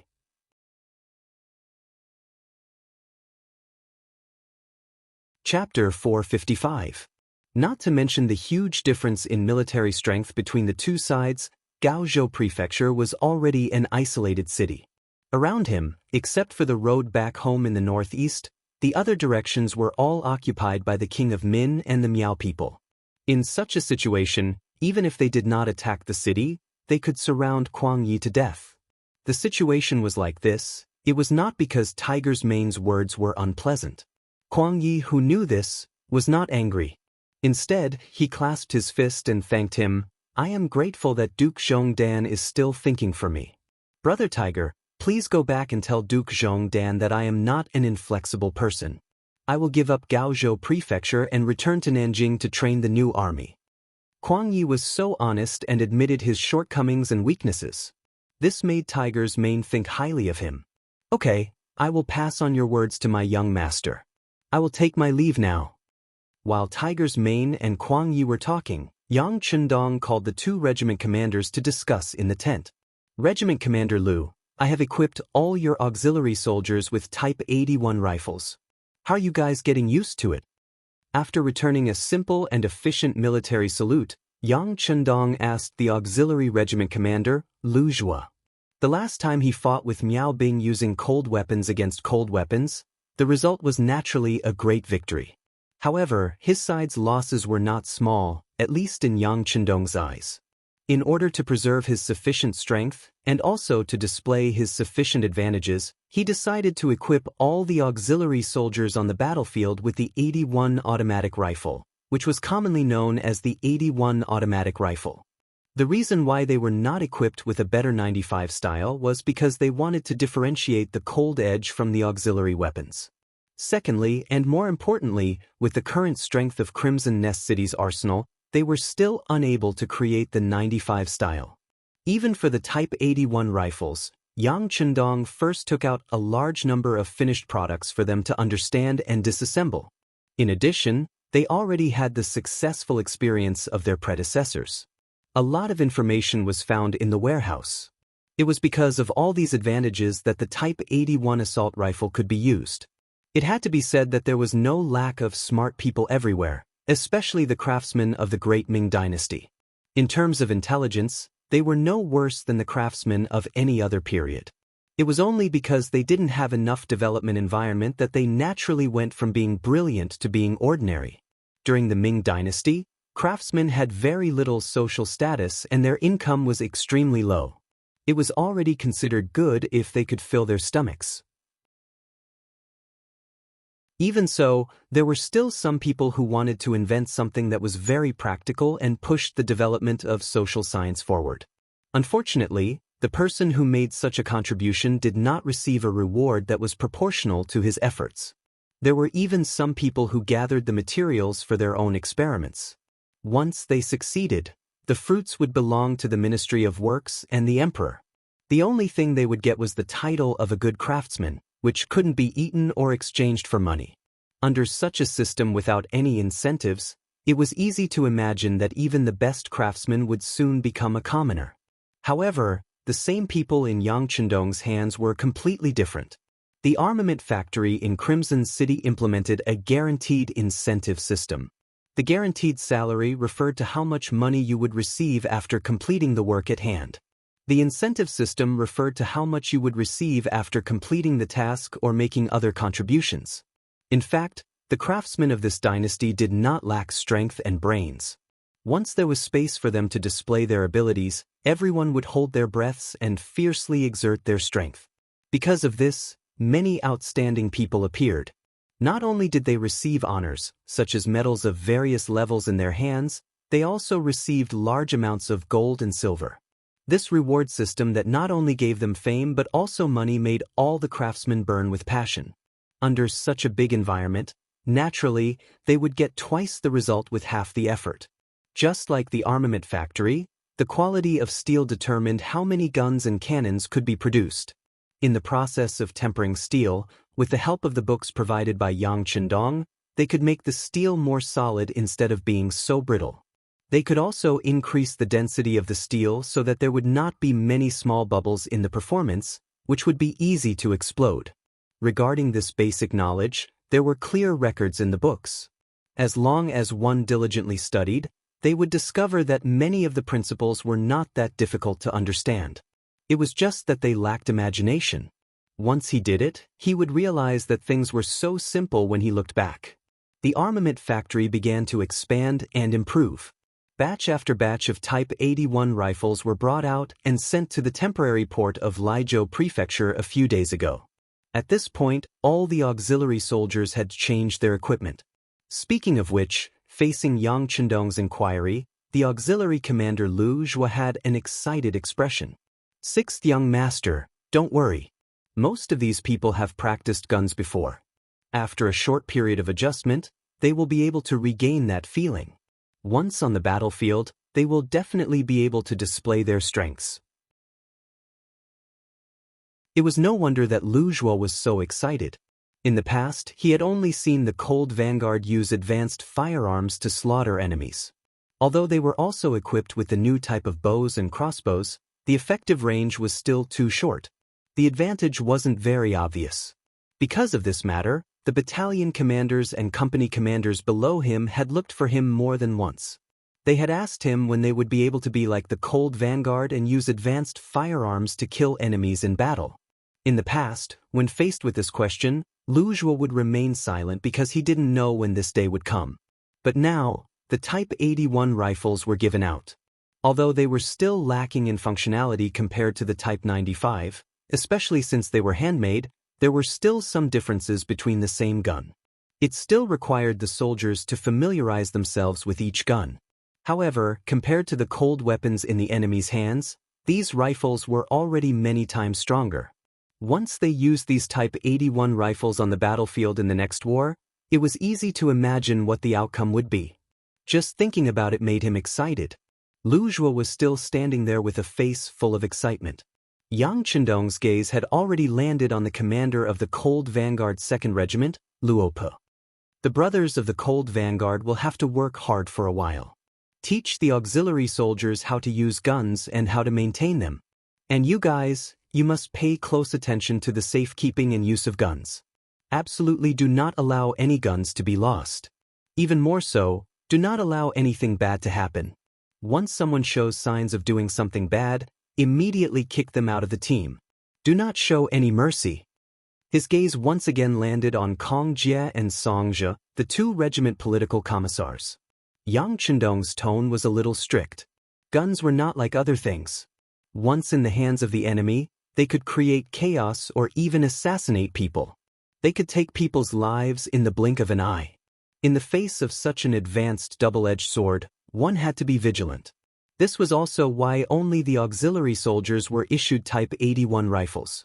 The temporary auxiliary soldiers who had not been through much training still used cold weapons. "Sixth young master, don't worry. We know. Normally, when there is no mission, each person will only fire 5 bullets. Also, there will be a check in the morning and evening. Soldiers have the right to supervise each other. As long as there is no platoon or squad covering for each other, nothing will happen," the two regiment political commissars said with a solemn expression. Clearly, they had also realized the benefits and corresponding dangers that advanced guns could bring to them. Thus, they had long prepared for it. That's the best. You have to talk to the soldiers in a timely manner. Make full use of your advantage in thinking. Once there are any bad signs or problems with the soldiers, you have to immediately enlighten and solve them. Today's matter can't be left to tomorrow. Yang Chendong nodded and said again in a strict tone. After discussing the issue of guns, his gaze landed on the 4 officers and said, "Make use of the time to rest and reorganize. It won't be long before we move out. At that time, I'm afraid that it will be impossible for everyone to rest as much as you do now. So, now is the time to mobilize before the war." When they heard the words, "mobilize before the war," the 2 regimental commanders and the 2 political commissars couldn't help but tremble. Compared to the Ming army who was afraid of war, they had been waiting for this day because only war could quickly expand their strength. Only war could show their ability. The 4 of them gave a very standard military salute in unison. At this moment, every one of their breaths became a little hurried. Crimson City. Compared to 2 years ago when Yang Chendong left this place, it could be said that it was completely different. Spacious and clean cement roads, neat and orderly buildings of various types, self-contained and well-equipped new residential areas, all kinds of factories and units, one after another. Looking from afar, who knew how many tall chimneys were emitting black smoke. This was far from the time to care about environmental issues. At this moment, the world had yet to experience the industrial era. It was originally very well protected, and Crimson City was the first industrial city. Every day, many of the things manufactured here would be transported by the Navy of the Cold Front to the nearby areas. For example, items as small as toilet paper, toothpaste, toothbrushes, chewing gum, soap, towels, nail clippers, sugar, canned food, and so on. As large as mirrors, glass, cosmetics, cheongsams, and so on, all of them were best-selling products. They were all in short supply and were sent to some nearby countries. These things were exchanged for countless gold and silver, rice, flour, cloth, and various ores and steel. With the raw materials on Ryukyu Island, as long as it was Yang Xie's territory, everyone's life became better. They had enough food and clothing, and their homes were filled with all kinds of food and silver. In order to ensure that these fruits of victory were not stolen and plundered by others, everyone gave their all to push this carriage forward.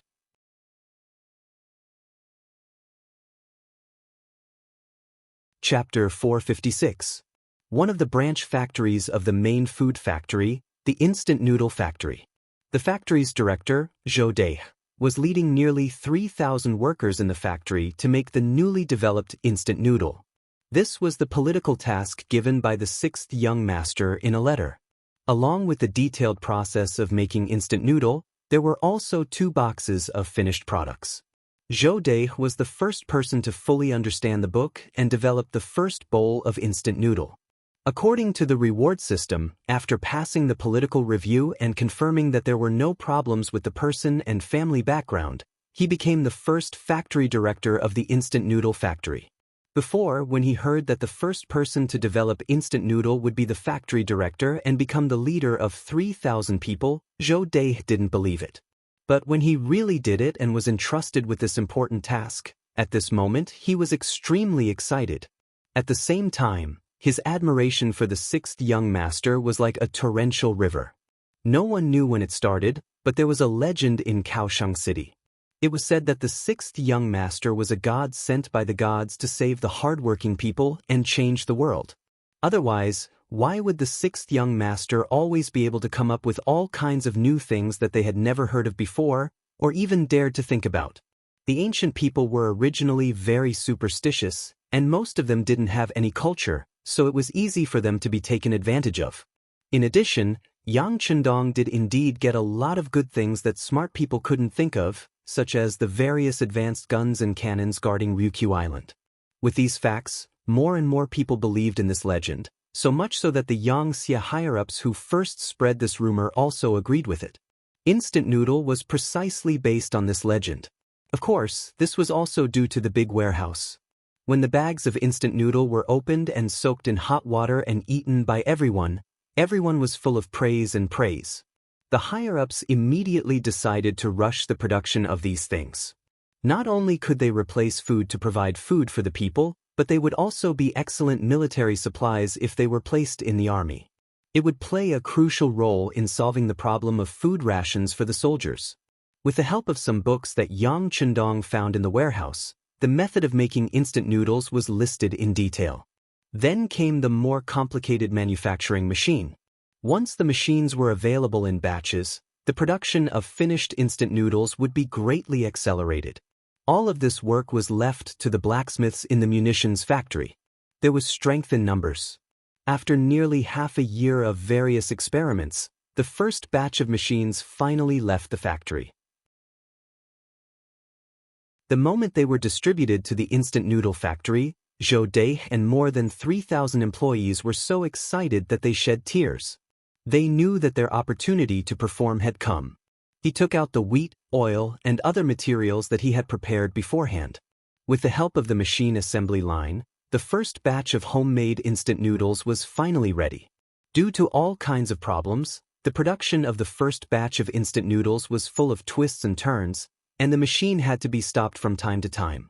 However, as long as the first step was taken, it was believed that it wouldn't be long before a more suitable second assembly line appeared, followed by a third, a fourth. In the end, instant noodles would be popularized and become an important part of the food factory. The latest news about the changes in Chichen City would be sent to Yang Chendong every few days. Once they found that there was a deviation from the track, they would immediately correct it, and then the information would be quickly transmitted to Ryukyu Island. After 2 years of development, the Security Bureau was no longer what it used to be. Their tentacles had already involved various places, and even many countries. Just the monthly budget alone had expanded to more than 3 million taels. With so much money spent, even if such a huge organization was handed over to the Southern Ming or Beiming to manage, they would not be able to afford it financially. This was also the important reason why the Security Bureau had actually surpassed the Imperial Secret Guards and the East Faction Guards in many aspects. Of course, 3 million taels a month seemed to be a lot, but when one knew that the total number of internal and external personnel of the Security Bureau had reached 50,000, it was not so surprising. In other words, if it was implemented on each person, it would only be tens of thousands of taels of silver a month.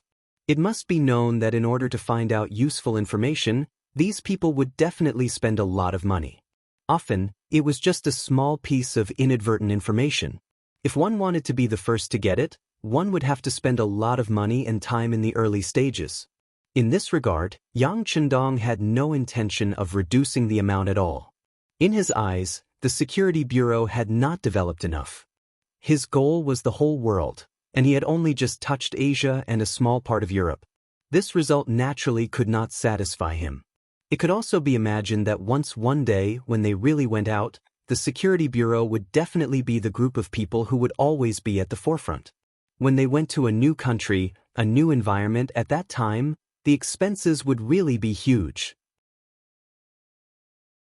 Fortunately, with the emergence of various new factories in Chichen City, there would be offshore ships sending out novel goods every day, and huge amounts of silver would be sent back to the island every day. This was where Yang Chendong dared to invest a lot of money. This was the advantage of a monopoly. When the things in Chichen City became unique, when the goods they produced could not meet the demand, the power to set the price was completely in their hands. In Yang Chendong's words, it would be a waste to not earn money from foreigners. There was only a higher price, there was no limit. It was precisely because of such instructions, coupled with the existence of a group of powerful people in the upper echelons of each country, that such high-end products were constantly taken out and consumed, and there was no need to worry about not being able to sell them. Developed communication had its advantages, and being conservative also had its advantages. Just like now, because it was too difficult to communicate with other countries, Crimson City naturally rose up. It was developing in the same way every few days. At the same time, many of its disadvantages were revealed. Most importantly, its population was too small. Ryukyu Island's territory was still sufficient. At the very least, it had a population of less than 1 million, and this was after the recent kidnapping of quite a number of people and sending them to the island. Even so, compared to Taiwan's population of more than 20 million in the future, the current population was not even 1/20th of that. One could imagine just how vast this place was. Because of this, there was a large amount of land that needed people to develop and plant. Even though the first Shang dynasty in the north was still struggling at death's door and had not been completely destroyed, most of the land on the island was already under Yang Xie's control. This caused the gap in their population to be a little too large. During this period of time, in the process of dealing with the Huang bandits, many of the Ming dynasty civilians and captives had been moved over. However, there were only a few 100,000 people. Compared to the lack of manpower, there was still a huge gap. The Ming dynasty was still at its peak, and at the very least, the citizens were not completely disappointed in them. Under such circumstances, it was obviously unrealistic to ask them to leave their homes and move to the island. Under the current situation, he could not force others to do so. Otherwise, once the Southern Ming dynasty discovered his intentions, who knew what the consequences would be? After thinking about it, in order to solve the population problem on Little Ryukyu Island, Yang Chendong set his sights on the foreign races. Those who are not of my race are bound to have different intentions. This sentence had been proven to be correct in history. However, if he was only using them, then it was nothing. If they were obedient and accepted the Han culture, then they would not be hopeless. On the other hand, if they did not want to give face, then Yang Chendong did not mind creating more slaves. Some dirty and tiring jobs could be done. Wouldn't that be perfect? With such thoughts in mind, Yang Chendong's first target naturally fell on the Jiaoji country. Once the Han people were strong, they would tuck their tails between their legs and behave themselves. Once the Han people became weak, they would be like poisonous snakes in the dark, coming up to bite them. It was truly annoying. Yang Chendong's plan for dealing with the foreign races was to directly attack, cripple them. After destroying the country, they would be thrown into chaos again. This seemed a bit cruel, and there was nothing humane about it. However, in the long run, how could this not be a solution? Pain could be exchanged for long-term stability. No matter how one looked at it, it was worth it. As for why others did not do this, perhaps it was because they did not have the ability to do so. Or perhaps it was because too much time had passed, and there were too many unforeseen variables. However, all of this was nothing in Yang Chendong's eyes. He had Dechang and everything was enough. Kuang Ye's secret memorial had been sent to Zhu Qizhen of Ying sect. Zhu Qizhen naturally praised the compromise that Jiaoji sent out assassins. Yang Chendong's wife was attacked, and then the Duke of Loyalty and King of Min reached an agreement to send troops to deal with the Jiaoji army. No matter what, Zhu Qizhen was the monarch of the Ming dynasty. In his view, the war with King of Min was just a family matter. Even if the Miao people participated, it was not a big deal. After all, the Miao people and the Han people had been together for many years, and they were also a part of the Ming dynasty. However, what was Jiaoji? What was the meaning of participating in this? He had always been dissatisfied in his heart, but there was no other way. Now, Yang Chendong took the initiative to stand up and deal with them, and he only sent out the unusable ships and some iron in Sujiang manor. No matter how he looked at it, it was worth it. After all, if Yang Chendong did not take action, who knew if Songjiang could be defended in the future? The things placed there were likely to become the spoils of war for King of Min, who would not be willing to take these things that might not belong to them and use them to do favors and attack the opponent.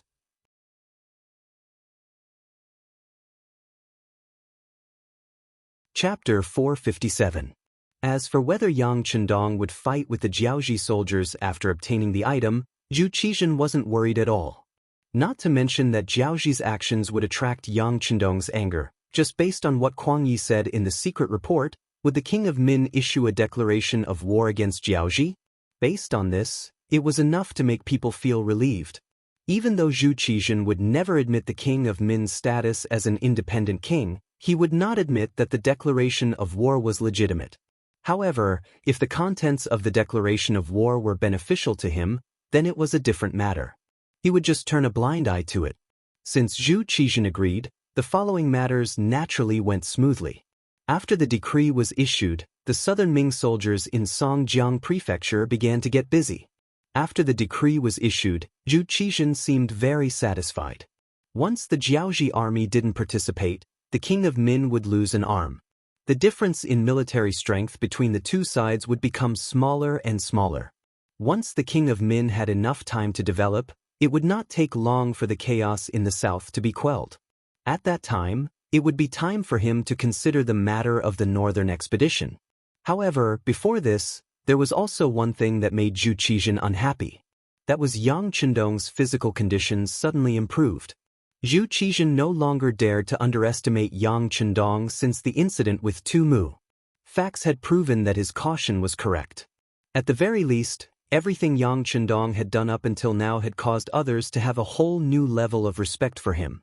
It was even to the extent that they had no choice but to be wary of him. Just like how Zhu Qizhen was tired of the Jiaoji army, he was also very disgusted with Yang Chendong and the mercenaries that he could control. Zhu Qizhen didn't know what would happen if the mercenaries fought with the Jiaoji army. He also didn't want to make too many predictions because in his heart, no matter who won in the end, the remaining one might become his enemy. He had to think about how to get rid of the winning side before it was strong enough.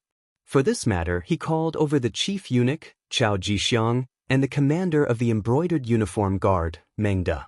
These two were his absolute confidants. Furthermore, their authority was given to them by him, so there was no need to worry that they would betray him. To put it bluntly, the two of them were nothing if they left him. When the two trusted aides were called in front of Zhu Qizhen, their hearts began to beat like drums. They wondered who the emperor was going to deal with this time. Who was he going to play tricks on?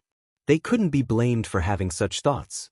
To be called to the emperor at the same time, of course, it wasn't as simple as just calling you over for a chat.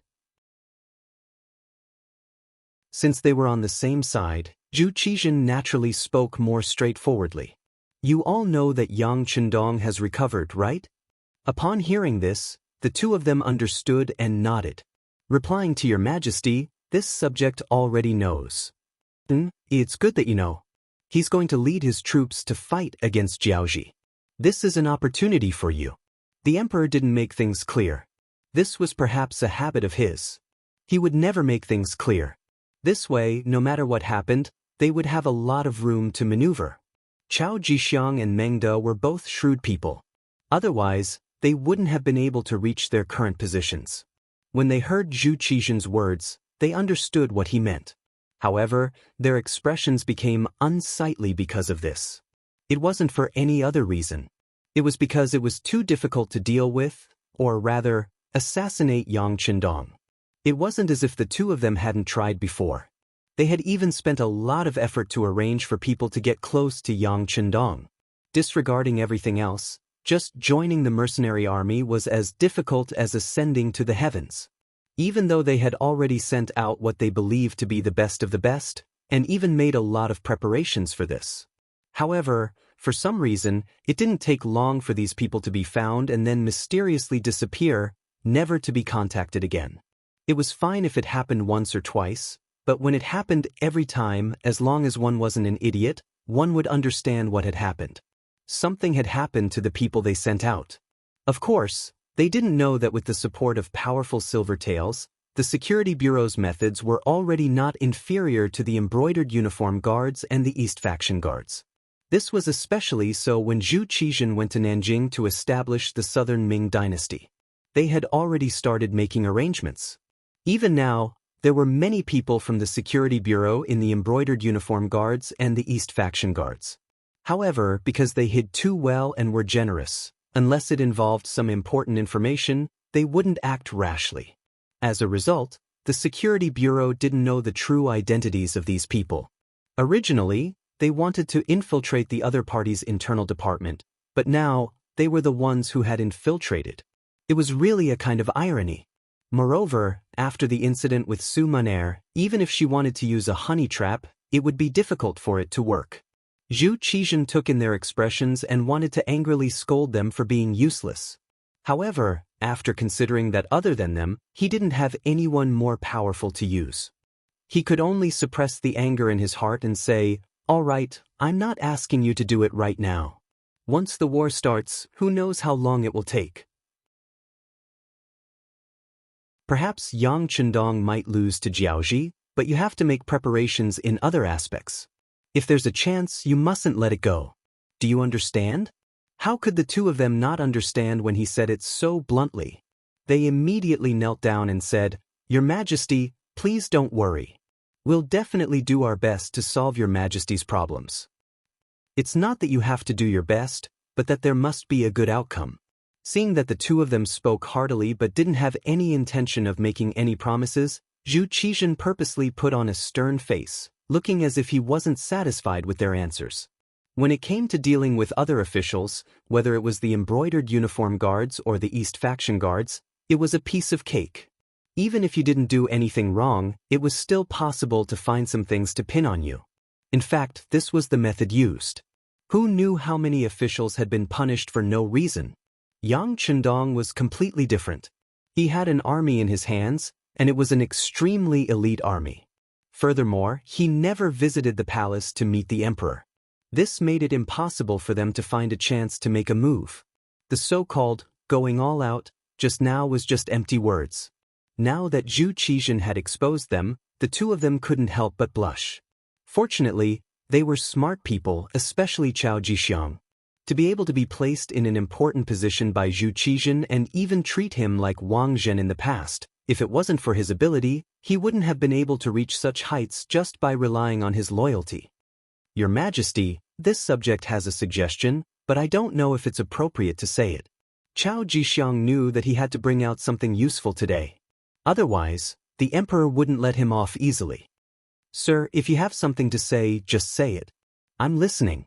Seeing that Chao Jixiang had something to say, Zhu Qizhen immediately became interested. He wanted to see if Chao Jixiang really had a good way to deal with Yang Chendong. Being stared at by the emperor, Chao Jixiang first took a deep breath and quickly thought over his plan in his mind. After thinking that it was feasible, he said, Your Majesty, do you think the Prince of Min or the Duke of Zhongdan is a greater threat to the South Ming dynasty? Hearing Chao Jixiang's question, Zhu Qizhen wanted to say that both were greater threats. However, considering that such an answer was too shameless, he thought for a while and said, Of course, I think the Duke of Zhongdan is a greater threat. After all, the Prince of Min is a member of our Zhu family. We can talk about our affairs behind closed doors. This was the answer that Chao Jixiang wanted. Striking while the iron was hot, he said, Since this is the case, this subject thinks that we can contact the Prince of Min and deal with the Duke of Zhongdan together. If he loses the battle with Jiaoji, there is nothing to say. If he wins, he is bound to come back. At that time, we will wait for them to fight until both sides are injured. When they are tired and exhausted, we will suddenly send troops. Your Majesty, what do you think the result will be? Hiss. Zhu Qizhen took a deep breath after hearing this. If an army had just finished a battle and was about to take a good rest, a stronger army would appear and target them, then the result would be obvious. If that was the case, then the overall situation would be set. The plan was good. Even Zhu Qizhen felt that it was too insidious. However, considering that everything was for the sake of the great Ming dynasty, it was understandable that the method was too extreme. But it was because of this that Zhu Qizhen had to cooperate with the Prince of Min, which made Zhu Qizhen a little unhappy. Seeing that Zhu Qizhen did not immediately express his opinion and was thinking deeply, Chao Jixiang continued, Your Majesty, the Prince of Min and you are just family matters. Yang Chendong is really different. If we can't suppress him now, it will be more difficult to target him in the future. Once he gains power, who knows if he will be the next Huang Yuliang. His face was still very serious, but he could not help but nod first. Chao Jixiang's words were exactly what he was worried about. It seemed that his great companion had a good sense of politics. Seeing that Zhu Qizhen did not interrupt him, Chao Jixiang knew that he had spoken the emperor's mind. He continued proudly, Presumably, both Your Majesty and the Prince of Min can see the problem of the Duke of Zhongdan. As long as we remind him a little, he will definitely do something. At that time, we can eliminate the problem in his heart and also let the Prince of Min be seriously injured in the process of killing him. It is really killing two birds with one stone. Good. Zhu Qizhen clapped his hands with an encouraging look. But then he shook his head. We can see this, but can the traitor Prince of Min not see it?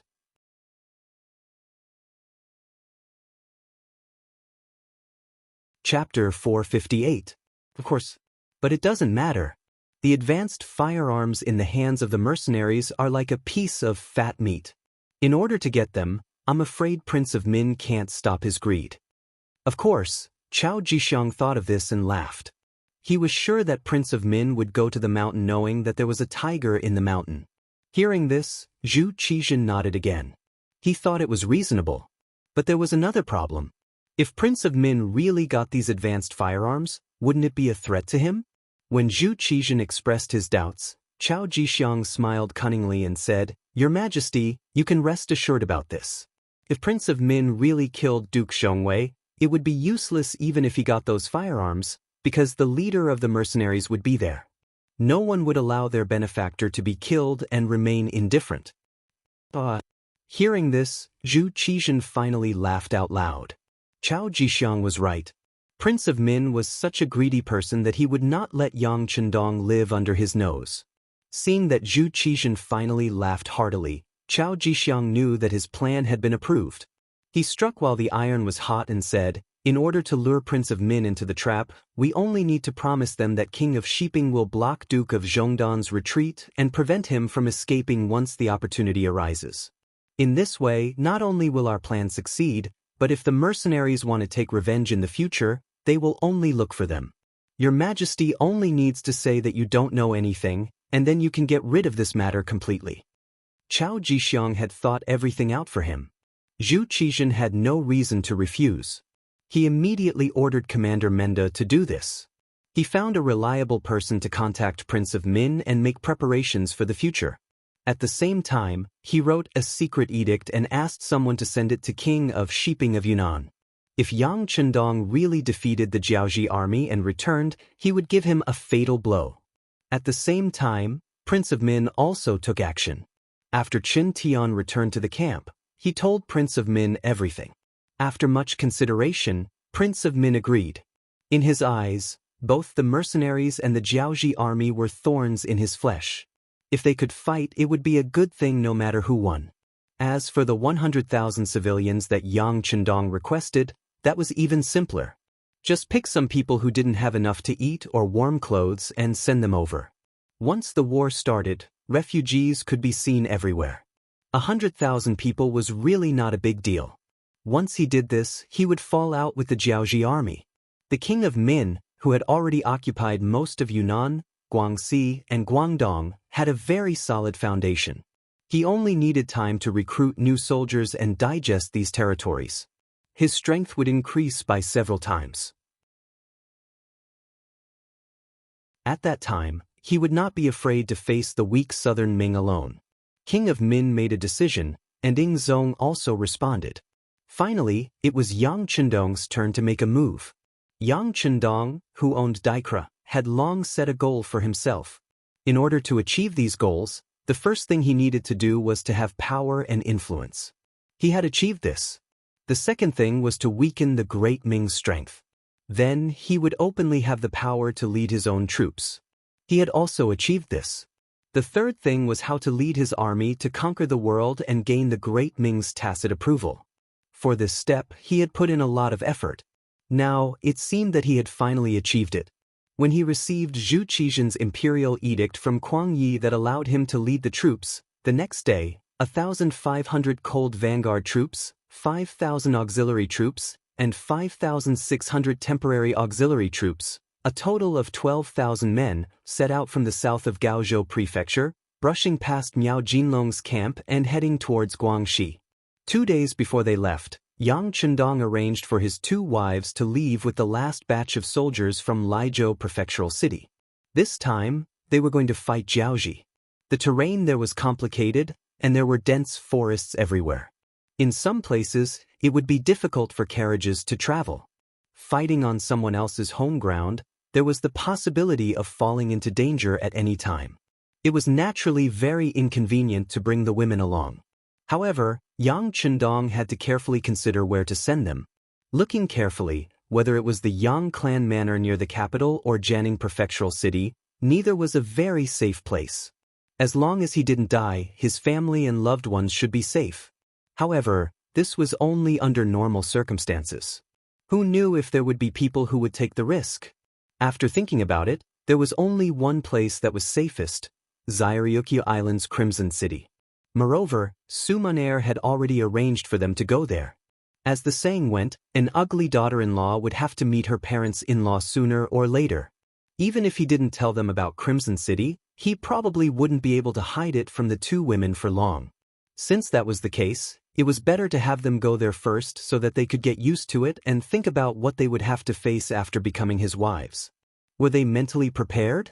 In truth, Yang Chendong had guessed that Hu Yen and Madame Shui would probably be shocked at first, then shocked, but in the end, they would still support him. After all, women in ancient times rarely had such independent thoughts. Most of them were loyal to one person and would follow the person they married for the rest of their lives. Yang Chendong had made up his mind. However, it took him a lot of effort to arrange for the 2 women to go there. Just as he thought, Hu Yen and Madame Shui actually asked to face all the difficulties with Yang Chendong. The 2 women didn't want to leave Yang Chendong. They were more worried about him. How could he say anything harsh to women who were worried about him?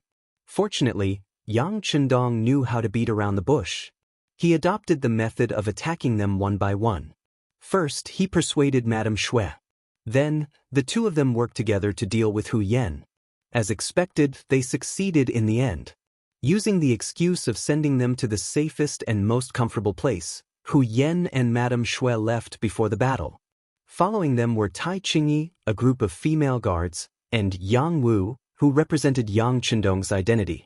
After settling the family affairs, Yang Chendong finally set his eyes on the territory outside the Great Ming Dynasty. Only 2 days later, the army set out. In the front and back, there were 29 battalions, totaling more than 12,000 men. As they walked past Miao Jinlong's camp, the other party was like a rooster ready to fight. They put on a defensive posture. It was obvious that the previous battle had indeed frightened them. Seeing the mercenaries walk past them, they instinctively went into a defensive state. It was destined that such a defense was useless. Yang Chendong's target was not them at all. More than 12,000 people passed by the camp openly. Miao Jinlong and the others breathed a sigh of relief when they couldn't see any trace of them. Not far behind, on the city gate tower of Gaozhou, Kuang Yi could not help but sigh as he watched Yang Chendong leave with the army. He had been with Zhu Qizhen for a long time. He knew his emperor too well. He was a man who hated to see others better than him. This time, Yang Chendong went in alone. He did not know whether it was a good thing or a bad thing. But at this moment, he couldn't care less because he had to leave Gaozhou Prefecture immediately. At this moment, he could only wish Yang Chendong good luck. Jiaozhi. It was also known as Jiaozhi. It was a term used by the people of the Middle Plains to describe the customs of the southern barbarians. Later on, it was used to refer to the area south of the Middle Plains where the southern barbarians lived. During the Ming Dynasty, it was also known as the land of Annan. Emperor Cheng Zhudi once sent a large army led by Britain's Zhang Fu as the commander-in-chief to send troops to suppress Hu Jia, entering Annan and breaking Hu Jia's elephant formation. Hu Jia, father and son, were captured and escorted to the Ming Dynasty's capital Jinling, present-day Nanjing, Jiangsu, along with numerous Hu Dynasty's civil and military officials and generals. After the Huji family was destroyed, the Ming Dynasty announced the abolition of the Annan Kingdom and renamed it Jiaozhi Province. It governed 15 houses, 41 prefectures, and 210 counties. They won the war, but they made a bad move. In terms of how to rule this place, the Ming Dynasty brought a corrupt rule to the new Jiaozhi Province. The first was the local officials. Most of them came from the neighboring Guangxi, Guangdong, and Yunnan provinces. They only knew how to read and they only had one goal: to get rich. The second was the eunuchs. Military supervisor eunuch Ma Qi, who was the commander of the Annan military region and the grand governor of Jiaozhi province. He extorted from the people. Just the peacock tails alone required 10,000 a year. If the number was not enough, he would capture the Jiaozhi people and torture them. Wherever there was oppression, there would be resistance. In the end, a person called Li Li appeared. He worked together with the Jiaozhi people to fight against the Ming Dynasty army and obtained victory. The Ming Dynasty was forced to make peace with Li Li, and the army backed out of Jiaozhi. 1431, first month, 5th day, Li Li accepted the title of Ming Dynasty. However, this action dealt a huge blow to the authority of the central government toward the southwest chieftains. After which, Shi Duo's actions proved that the negative effects of Xuanda abandoning Jiaozhi were long-term and fatal. This matter dealt a heavy blow to the Ming Dynasty's international reputation in the western region and shook their suzerain status. Losing Annan meant losing the western region. This was something that even Zhu Zhanji did not expect. From then on, Annan continued to disturb the borders. Maybe because they were too poor, or maybe because they relied on their geographical advantage, once they had a chance, they would disturb the borders and bite the Ming Dynasty. Every time such a thing happened, the Ming Dynasty would bear with it. After all, they were facing a tropical monsoon climate, so the temperature was high and the humidity was high. It was also a country with mountains and forests, so it was inconvenient to send out troops. If they did not have enough troops, they would not be of much use. As time went on, they did not care and only arranged guards in the Yunnan, Guangxi, and Guangdong provinces near their borders to defend. As they say, if you defend for a long time, you will definitely lose. Not to mention that the Ming dynasty itself had problems. First, the strong Ming dynasty was split into two. Next, the Min king rebelled. How would Annan not grab hold of such a chance? Under the invitation of the king of Min, he reluctantly sent the troops. The 50,000 troops did help the king of Min build a lot of momentum at the beginning.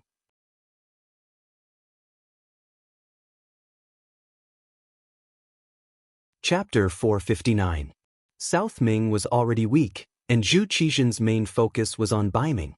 Along with the chaos of the Huang bandit army in Guangdong, the Min king worked with Jiaozhi, and the Miao people suddenly attacked. Naturally, they obtained a huge victory, charging out of Yunnan and into Guangxi and Guangdong. The war was going smoothly, and Annan King Lily, who was blinded by greed, wanted more benefits.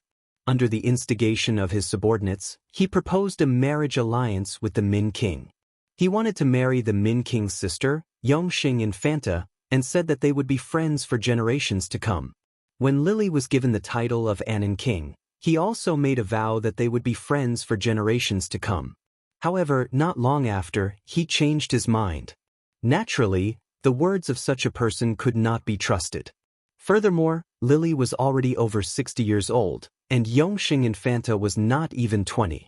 This was pushing his sister into a fire pit, so how could the Min king agree? However, considering that they were still an alliance army, if they did not handle this well and became enemies, it would only benefit the Yingzong emperor.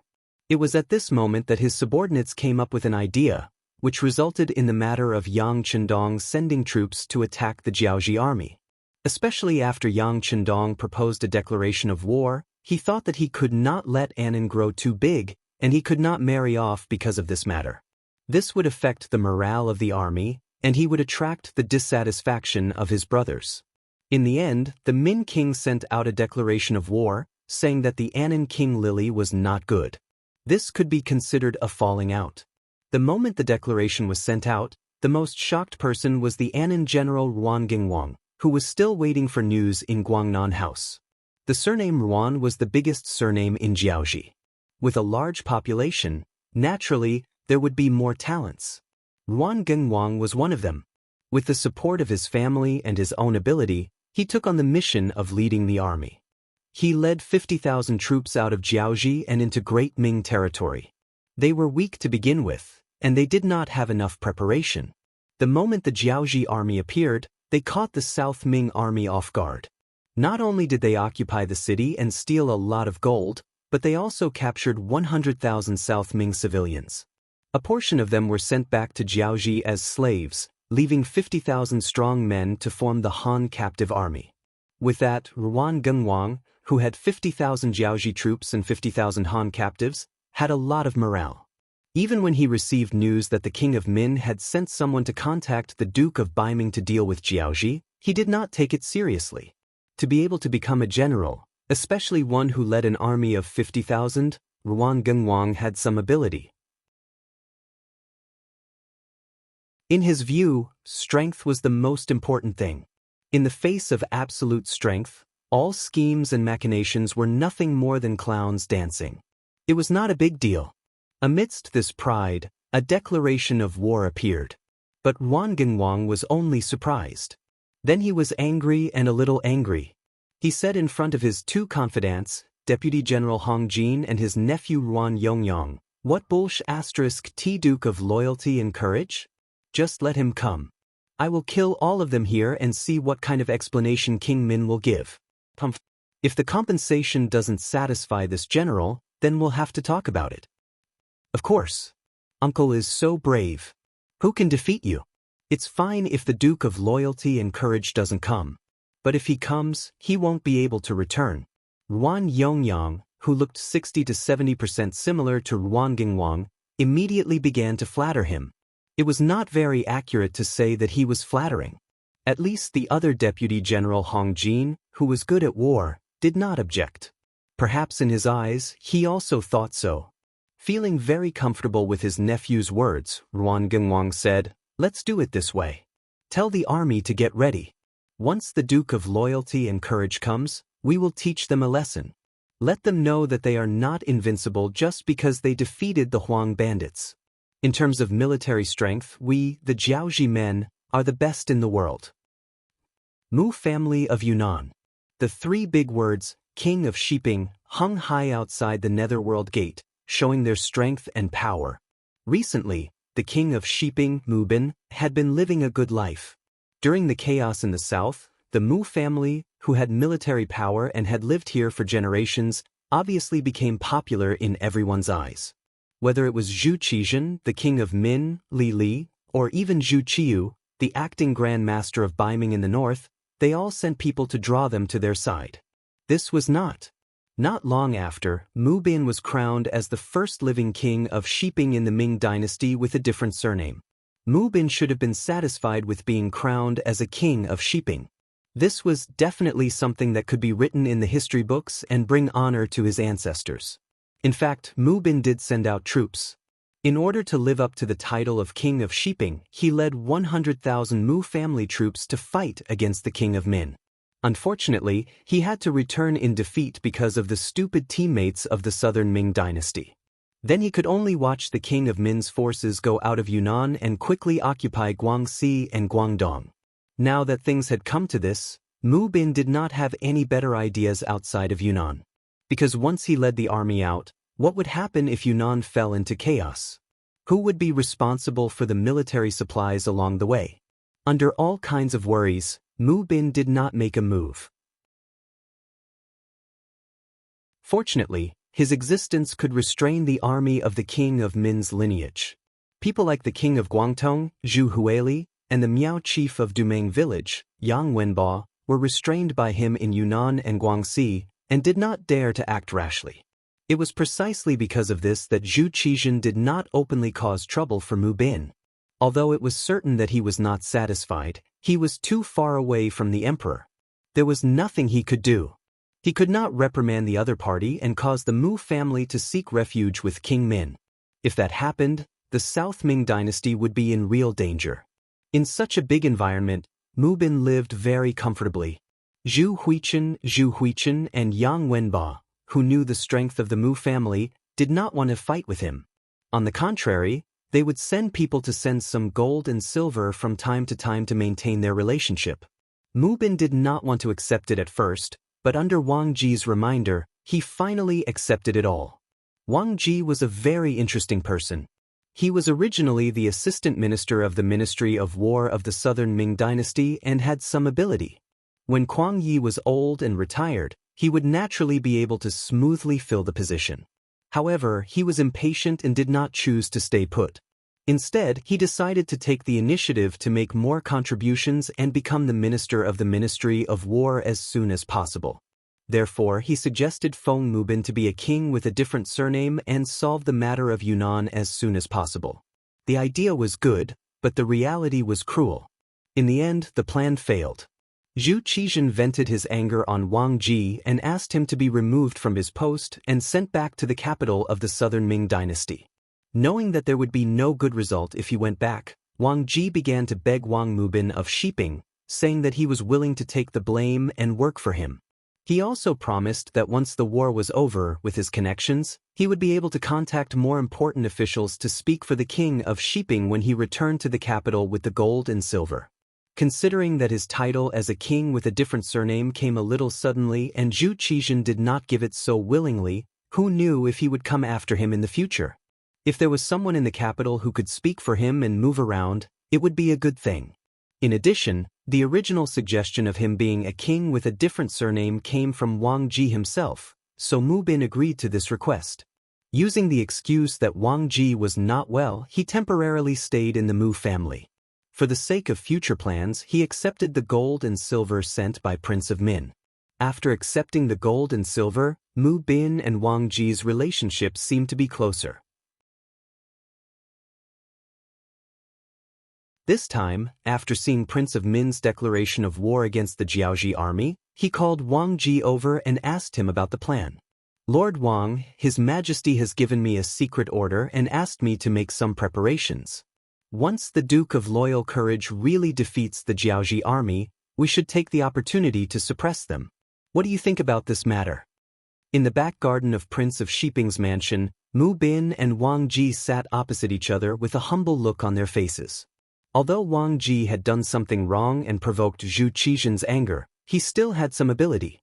In particular, his connections in the capital and his understanding of Ing Zong's thoughts were something that Wang Ji could never catch up with.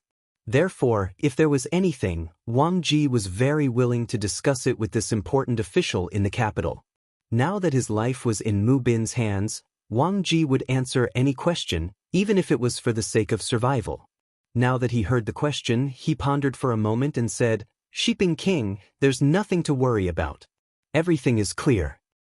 Please enlighten me, Lord Wang." Although Mu Bin already had a plan in mind, he still wanted to hear the views and opinions of the left assistant minister of the Ministry of War. Sensing the gloomy look on Mu Bin's face, Wang Ji knew that Mu Bin was trying to test him. After thinking for a while, Wang Ji smiled and said, "Prince of Shiping, the situation is clear. The Emperor's decree also stated that this time, the Duke of Loyal Courage only has about 10,000 men, while Ruan Gengwang has gathered 100,000 soldiers. The difference in military strength is already huge. Next, one is attacking and the other is defending.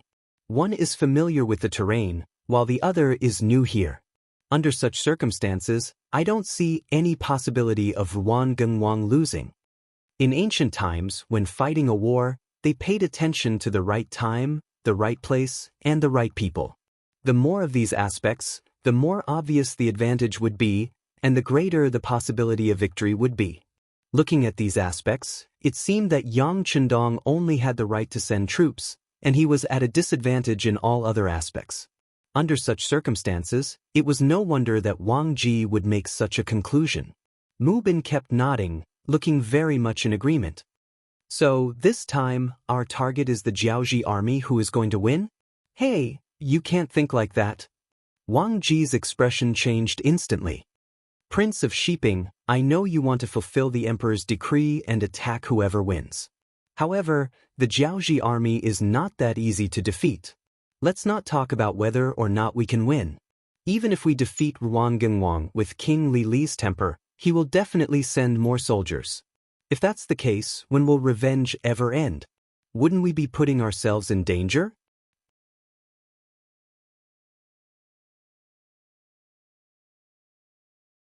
Chapter 460.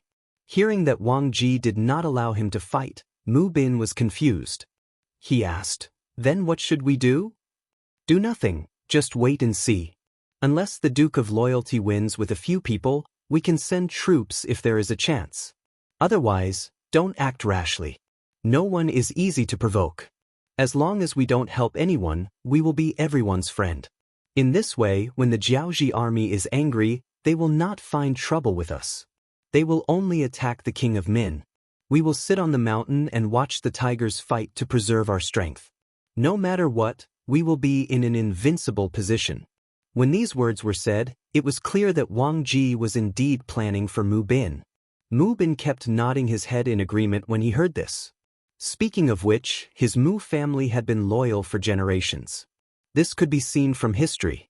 However, the current situation was completely different from history because of the appearance of Yang Chendong. There were two emperors of the great Ming dynasty. Both of them said that they were the legitimate ones. For a moment, Mu Bin did not know who to listen to. Under such circumstances, who should he be loyal to? Since he didn't even know what was going on, he might as well bide his time and observe the situation before making a move. Wang Ji saw that Mu Bin had stopped thinking about fighting and could not help but breathe a sigh of relief. He was now relying on Mu Bin. Of course, he hoped that Mu Bin was as strong as possible. This meant that he would be safer. However, he did not know that this time, he was completely wrong. Everything was because he underestimated the Duke of Loyalty, Yang Chendong. Perhaps Wang Ji's thinking was right. Among all the forces, Yang Chendong had less soldiers and no territory. He should be the easiest to bully. However, he forgot that if Yang Chendong was easy to bully, How could he save Zhu Qizhen from the battlefield? How was it possible for them to defeat the elite cavalry of Watts? How could he destroy the Huang bandit army that was getting more and more powerful in less than 2 months? How could he make Baiming substitute Grandmaster Zhu Qiyu and Southern Ming hero Zhu Qizhen afraid? How could someone who could do such a thing be a soft persimmon that would be easily manipulated by others? If one underestimated the enemy in the business world, it was very likely that one would be penniless. However, if one underestimated the enemy on the battlefield, it could cost one's life. Just like Yang Chendong's troops, after they left Gaozhou Prefecture, they passed Lianzhou Prefecture and Ximing Prefecture. When everybody thought that he would detour around Jin and Prefecture in the northwest and have a decisive battle with Yuan Gengwang's subordinates in Guangnan Prefecture, the mercenary army suddenly disappeared from everybody's sight. The mighty army of more than 10,000 people disappeared like evaporated water vapor. This news quickly spread to the South Ming Army, Min Army, Miao Army, Mu Family Army, and Jiaoji Army. Disappeared? How is this possible? Compared to the other military camps, Yuan Gengwang of Jiaoji Military Camp in Guangnan Prefecture was the most anxious one. In the past few days, he had already made preparations to fight the mercenaries outside the city. He even gave the order to not defend the city and go out to attack. Although abandoning the city and not defending it was equivalent to losing his advantage, he was still confident when he thought that his military strength was 7 to 8 times that of Yang Chendong's. However, he did not expect that after everything had been prepared, news suddenly came from the front. Yang Chendong and the mercenaries he had brought with him had disappeared. This made him feel that something was wrong. He hurriedly strode to the sand table and stared at the vicinity of Ximing Mansion. The news had been cut off here. Naturally, his gaze would also fall on this place. Standing aside with tiger-like eyes, it was Deputy General Hong Jin. Different from Deputy General Yuan Yongyang, he was the nephew of General Yuan Gengwang and had a natural advantage. He could only rely on diligence and better performance to gain the general's approval. Just like before when he led the troops to fight the South Ming Empire, he performed very well. More importantly, he was very obedient. That was how he got such a position. Although Hong Jin was very obedient, he also had his own ideas. Otherwise, he could not have reached the current height with only his honesty. Under his observation, he noticed that Yuan Gengwang's gaze fell on the vicinity of Ximing Mansion. His heart moved and he said, "General, could it be that those people directly entered the dense forest and entered Liang Mountain?" Hong Jin's guess was exactly what Yuan Gengwang was thinking. These words made his breathing quicken. At this moment, another deputy general, who was also his nephew, Yuan Yongyang, fiercely stood up and said, "Impossible, they don't have the guts to enter Liang Mountain. Let's not talk about the problems of food and logistics for more than 10,000 people, just the fact that it's already the 7th month and the rainy season is coming at the right time.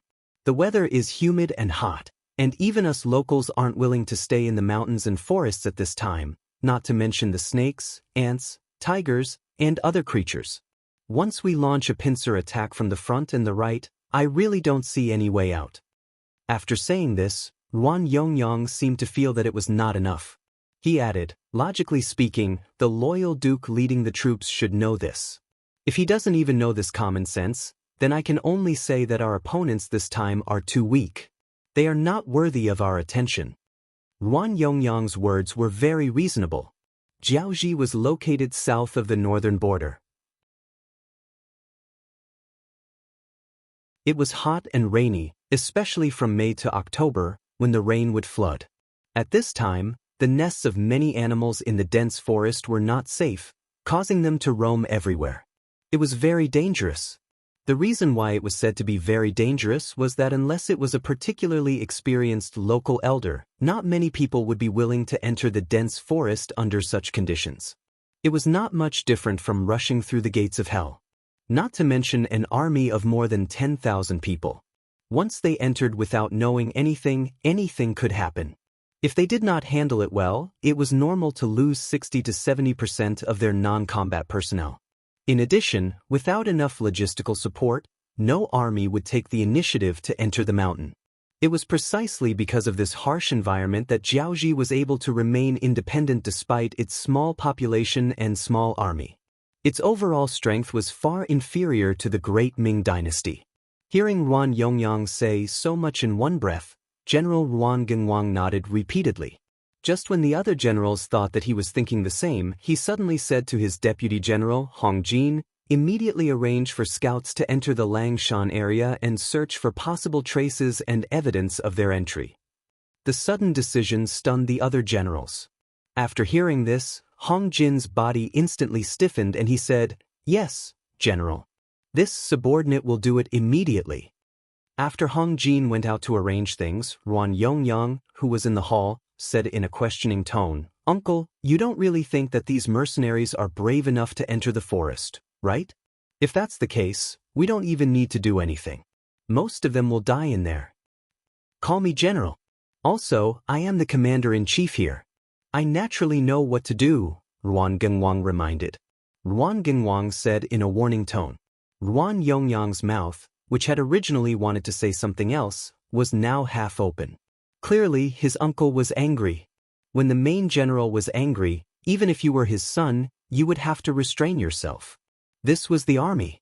Without iron-like military discipline, there would be no way to win any battles. As for Hong Jin, he immediately sent out a team of 200 elite scouts to Langshan. Most of them had lived in the forest for generations, and many of them frequently went in and out of Langshan. Arranging for them to scout for information was the most appropriate thing to do. Go and return quickly. If you discover anything suspicious, report back immediately. This time, we don't need you to find out where the enemy is. As long as you can confirm that they have entered the Langsun region, it will be a great achievement." Hong Jin gave the order to the scouts. Following this, 200 horses galloped out and disappeared without a trace. Langshan. This forest had a long history. If one had to describe it, it could be described as a primeval forest. Especially now that it had not been developed and polluted, the number of mountains and forests and the density of the trees was unimaginable to ordinary people. For example, if one walked in this forest, regardless of whether it was day or night, unless one found a favorable position, it would be very difficult to see the sun. This was all because the density of the trees was too high. It was so high that it could completely block out the sun. Another example would be walking for tens of meters, at most 100 meters. In less than 10 meters, one could see thick tree trunks that were so thick that even two people couldn't wrap their arms around them. There were even thicker ones that were so thick that even 3 or 4 people's arms wouldn't be able to wrap around them. There were also many trees like this. From this, one could see how desolate and primeval this place was. When Yang Chendong led more than 12,000 mercenaries into this forest, he saw such a scene. "Oh, the forest here is much denser than the ones we encountered during training. The trees are also much thicker." Not long after entering, Tiger's Mane's voice rang in Yang Chendong's ears. On the other side, Beta Persei also cooperated with him. "Young master, the road here is muddy, and the temperature is so high. Not everyone can stay here. I finally understand your painstaking efforts a while ago." It was no wonder that Beta Persei would say this at this time. A while ago, Yang Chendong had not seen outsiders for a long time on the grounds that he was poisoned by an assassin. In fact, he had been secretly training the army. The main subject of the training was how to survive in the forest and how to best exert one's strength. At that time, many mid-level officers, low-level officers, and even some higher-level officers did not understand this kind of training. Especially during training, Yang Chendong deliberately chose some rainy weather and when the temperature was high to increase the intensity of the training. For this reason, many soldiers were injured. There were even some auxiliary soldiers who could not persevere at all and were directly injured and retired from active service.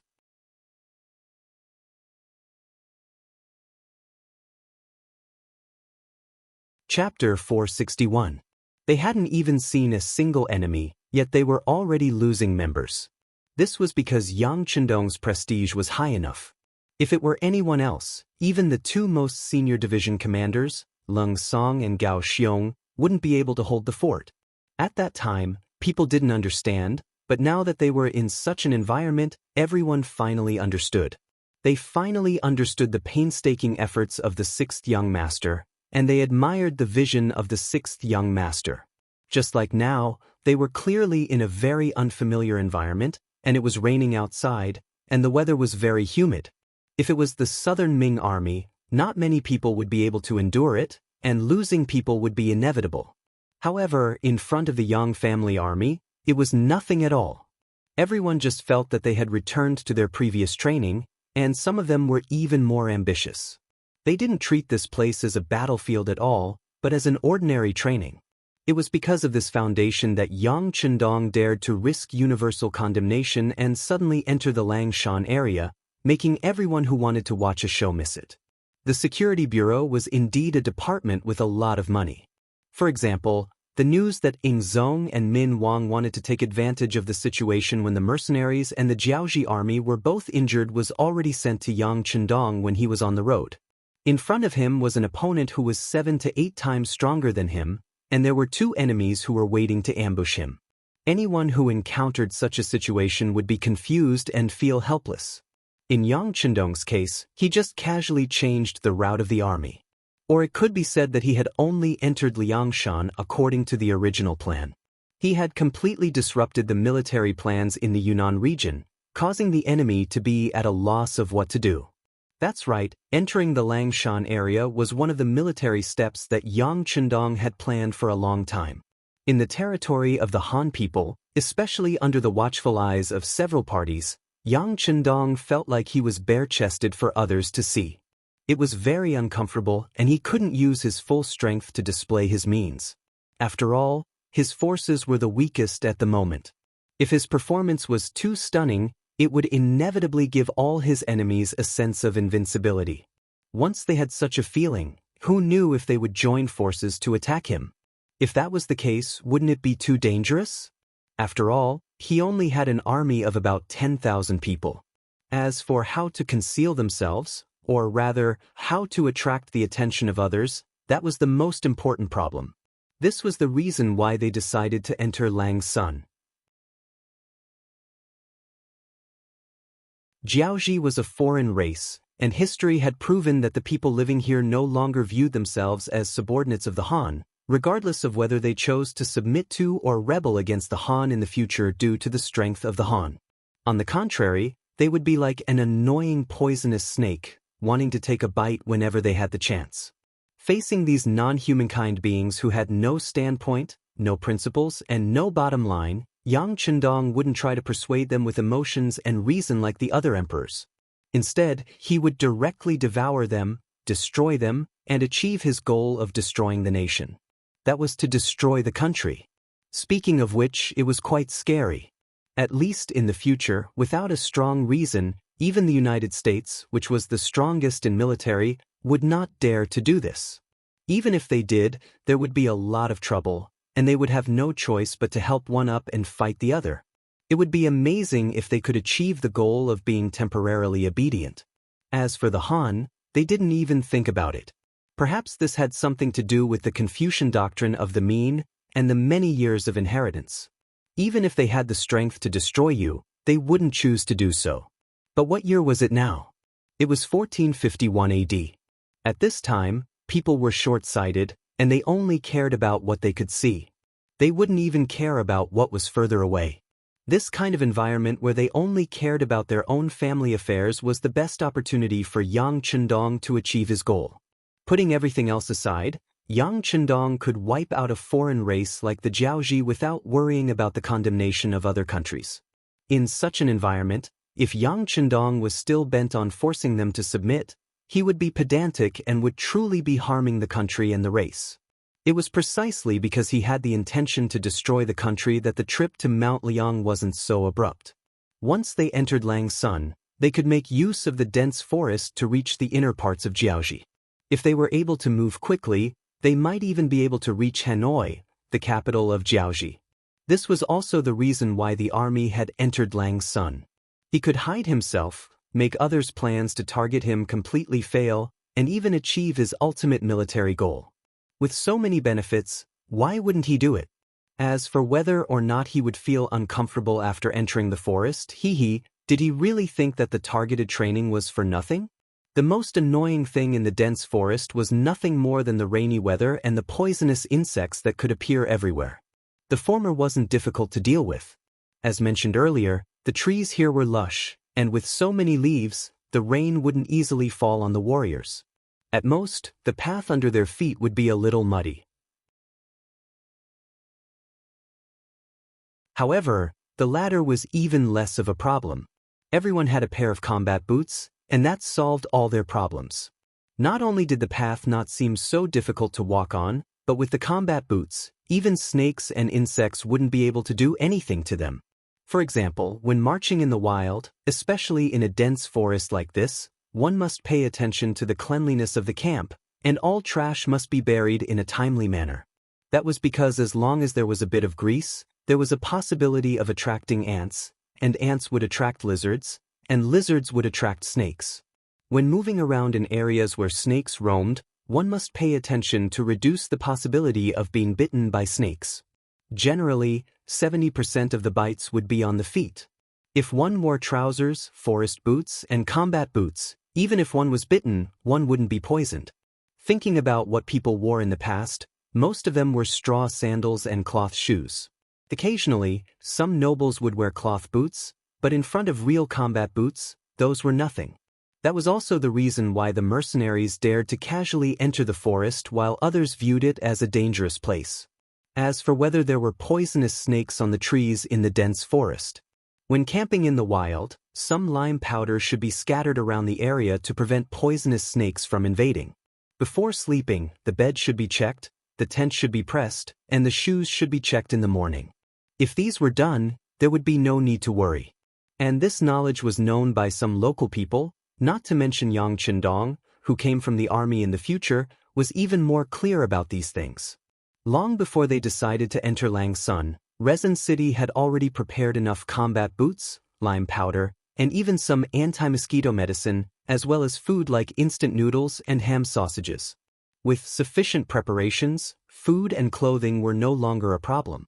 The next problem was how to kill the enemy. As for how to effectively kill the enemy, Yang Qindong had already made sufficient preparations and plans. Modern armies emphasized on fighting even when there was no war. This meant that even when there was no war, they had to make sufficient preparations to deal with it. What should they do when war came?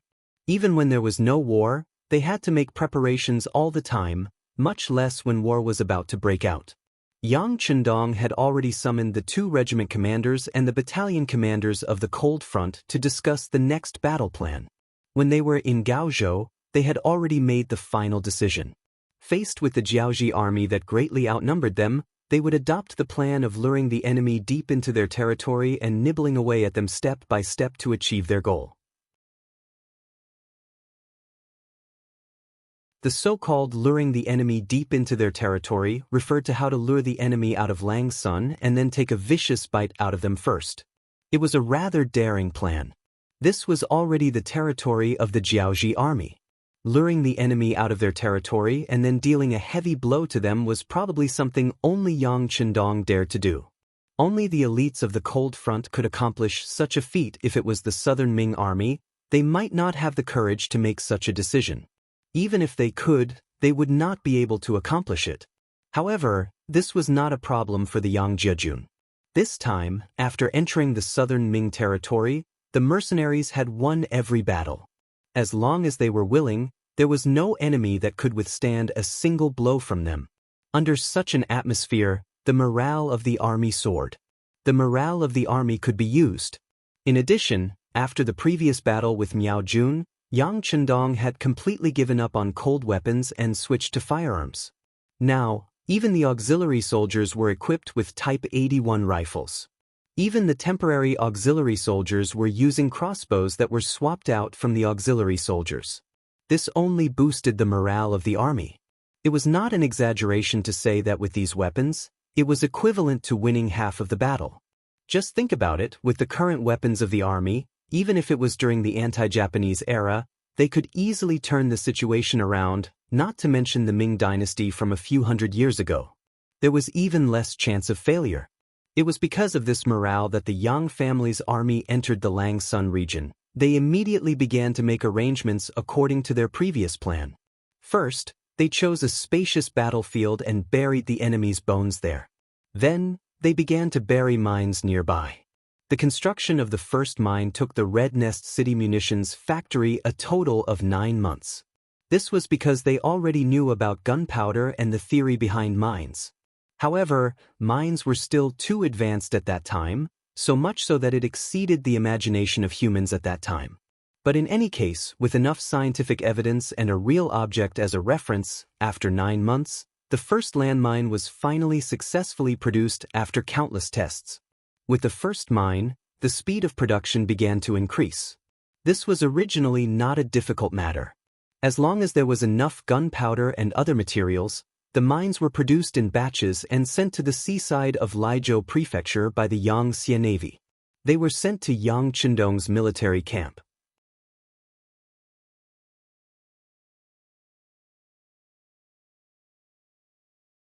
Chapter 462. This time, when they set off, each soldier carried a total of 3 landmines. This was because the landmines were still too large. Once the munitions factory in Crimson City made a breakthrough, the landmines would be reduced in size, allowing the soldiers to carry more. 3 per person. Even if some people wanted to take others, without mines, 10,000 soldiers would have at least 20,000 of them. What kind of power would they be able to unleash if that was the case? When they found a suitable ambush spot, Yang Chendong waved his hand and placed 10,000 landmines. Half of the total amount was enough to intimidate the Jiaoji army and give them a good start.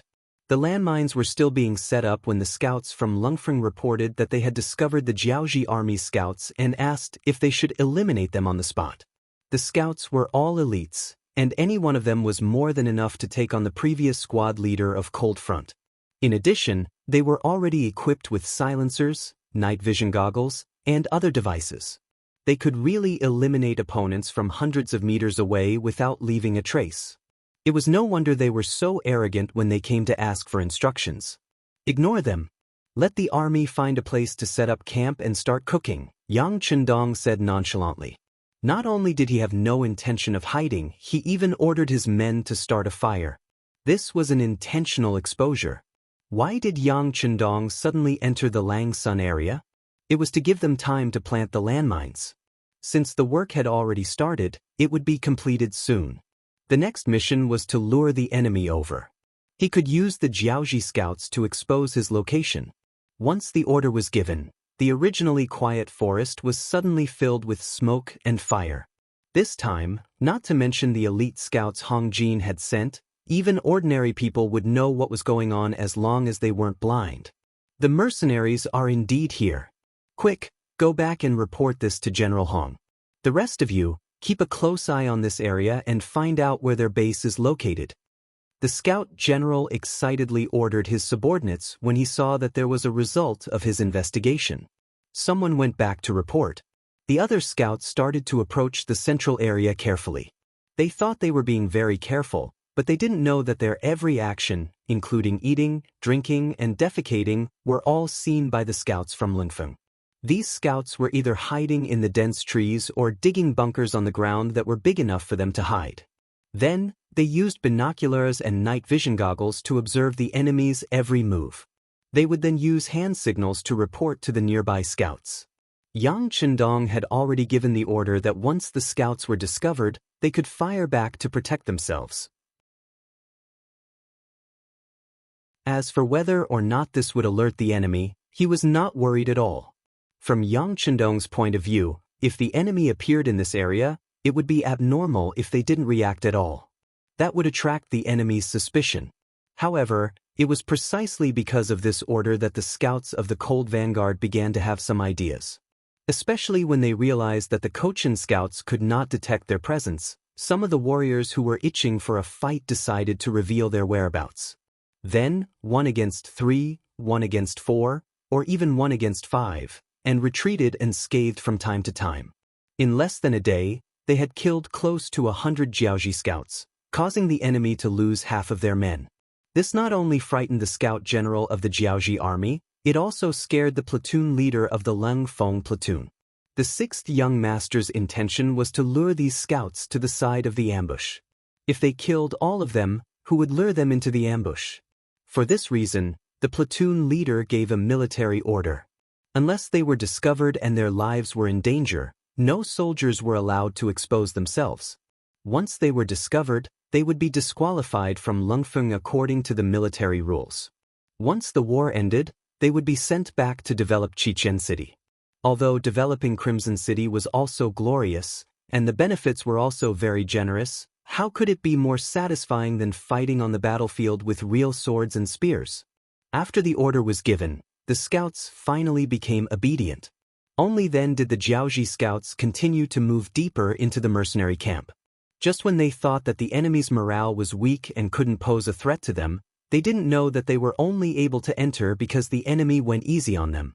There was nothing to write about the battle between the scouts and the Jiaoji scouts. At most, they only lost 100 men, which was nothing in the eyes of the mercenaries. Even the auxiliary soldiers and temporary auxiliary soldiers had killed far more enemies. Killing 100 men wasn't something to brag about. As for the Jiaoji scouts who were sent to deliver the message, they hurried back as fast as they could. By the time they arrived at Guangnan Prefecture, some of the horses had already died from exhaustion.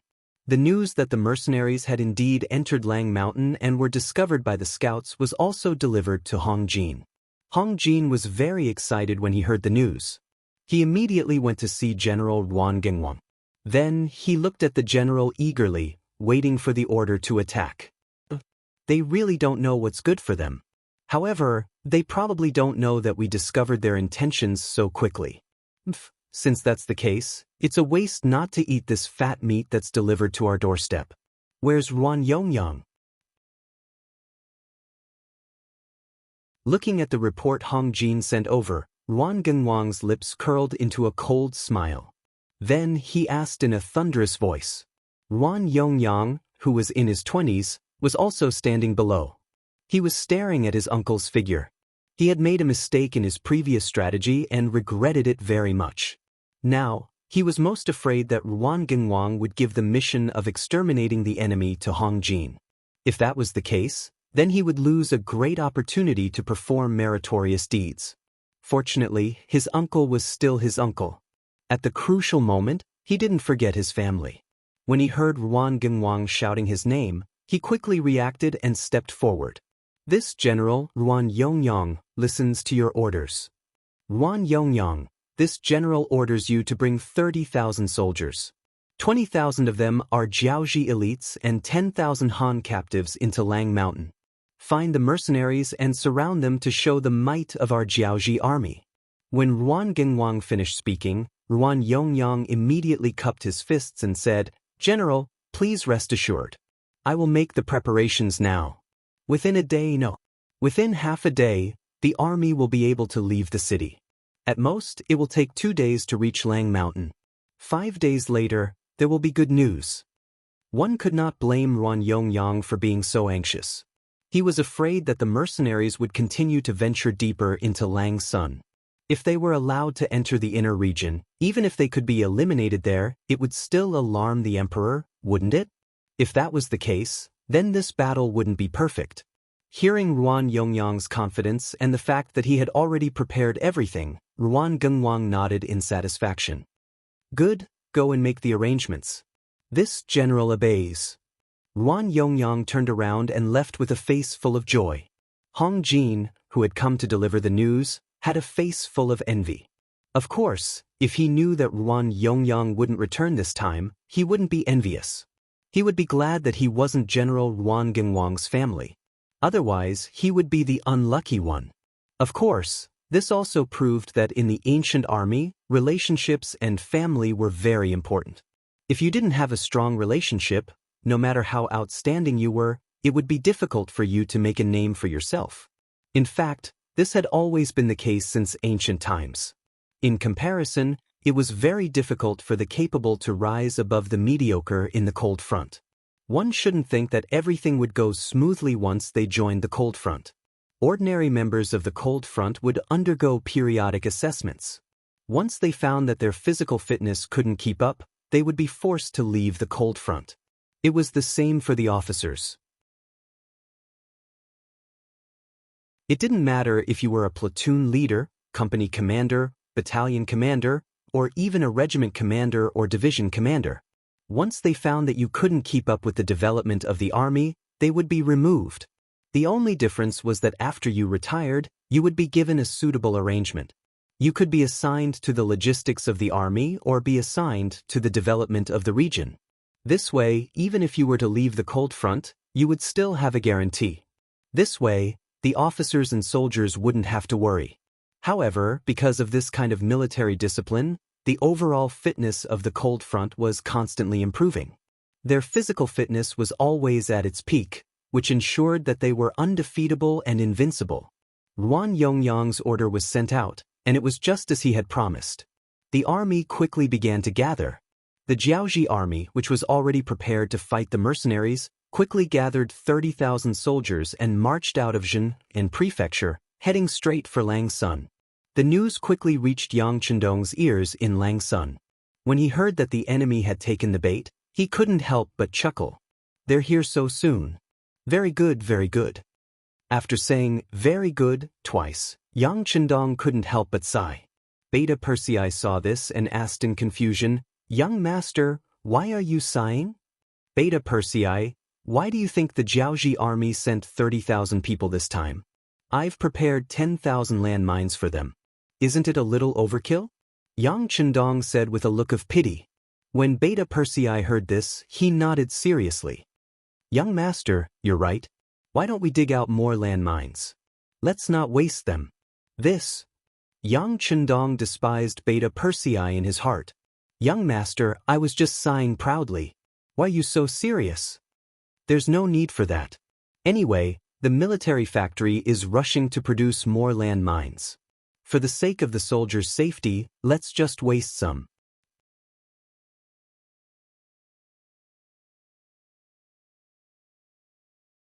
Chapter 463. Sigh, young master's words make sense. After hearing this, Beta Persei nodded his head heavily, as if this was how it should be. This was the charm of a leader. In the eyes of many people, especially those who had seen the development of Crimson City, Yang Chendong had already become a synonym for omnipotence. Under intentional rumors, many people even began to view him as a godlike figure. Since he was a god, it was normal for him to create things that people could not even imagine. Since he was a god, the things he said and the decisions he made were all correct. Since he was a god, how could Beta Persei oppose him? The two of them seemed to be talking about an extremely ordinary matter. However, if these words were heard by outsiders, especially by their current opponent, the Jiaoji army, many of them would probably vomit blood before even starting a fight. "What, we sent out 30,000 soldiers, 3 times more than you, and you're complaining that we sent out too few soldiers. Even if you're looking down on us, you don't have to look down on us like this." Liang Mountain. This place, which seemed extremely bad to outsiders, at least, this was what the Great Ming Army thought, was currently bustling with noise and excitement. Following the sudden appearance of the 30,000 Jiaoji soldiers, many of the surrounding birds and insects were scared away. Only the light rain continued to fall from the sky. To the Jiaoji soldiers who lived in this area all year round, this kind of weather was a common sight. It was precisely because of this that when the army arrived outside Liang Mountain, they only ate a hot meal before moving into the mountain. As the main commander, Ruan Yongyang was so anxious because he was afraid that the mercenaries would suddenly leave and disappear without a trace. If that was the case, it would be quite difficult to find the other party's tracks in the dense forest. Fortunately, the scout general had reported that the mercenaries did not leave. However, from the looks of it, they seemed to be packing up their tents and preparing to leave.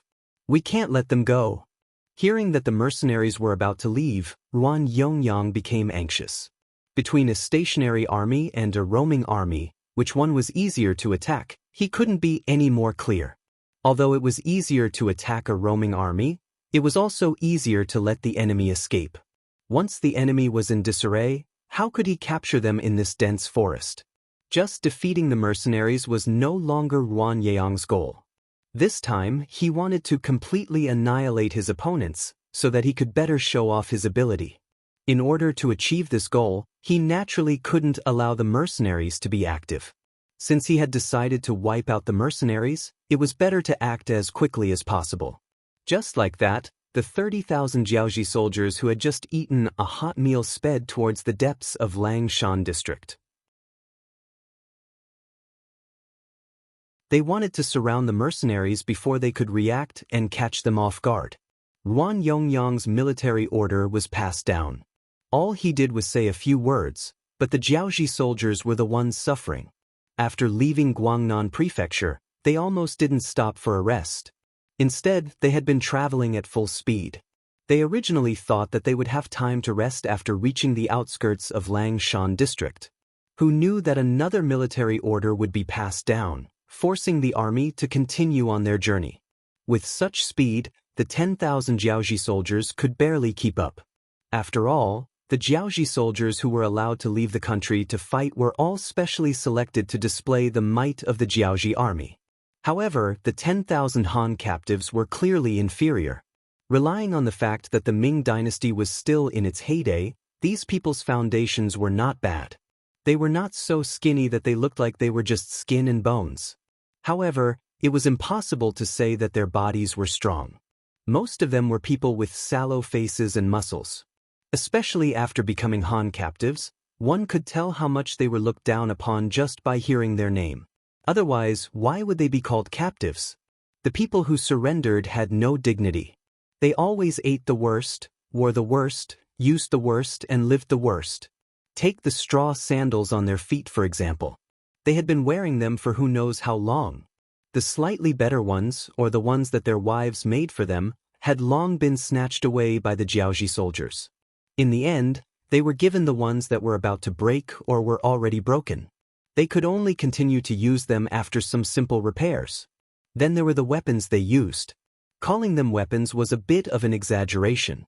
Most of them were broken and rusted farm tools. For example, iron rakes, hoes, and other such tools. Speaking of which, they couldn't be blamed. In the Great Ming Dynasty, steel was a forbidden item. The commoners were not allowed to own it. Once discovered, it would be a serious crime. In addition, their master, the Jiaoji, was terrifyingly poor. How could they be provided with any good weapons? Even the iron blades and spears of the real Jiaoji soldiers were relatively low in iron. At the very least, it was below average. The Han captives, who didn't have anything, now had to continue on their journey. Their morale had long wavered. If not for the fact that the Jiaoji soldiers were constantly patrolling and monitoring them, there would have been many deserters. Not to mention their equipment and morale. No one dared to disobey Ruan Yeyang's orders. They braced themselves and charged into the rainforest of Mount Liang. They followed the direction of the scouts and rushed towards the camp of the mercenaries. Compared to the Jiaoji and Han captives who rushed over, the mercenaries who had been here for close to 3 days were calm and unruffled. Many of them even had a good night's sleep. After entering Mount Liang, half of the first day was spent on the journey. The remaining day was spent on setting up camp and burying mines. When all these things were done, only 2 days had passed. The next half of the day was spent sleeping. After waking up, it was time to eat. After eating, it was time to go back to sleep. Using Yang Chendong's words, if one didn't have enough energy and stamina, how could one fight a war? For a time, the aroma of meat wafted through the camp. This way of eating their fill made all the Lung Feng soldiers, auxiliary soldiers, and temporary auxiliary soldiers satisfied their cravings. Yang Chendong also said that this was the last hot meal before they found a new base. In the following days, they would have to eat cold food as much as possible.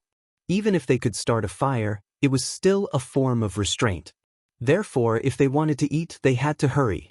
Otherwise, who knew when they would be able to get another chance?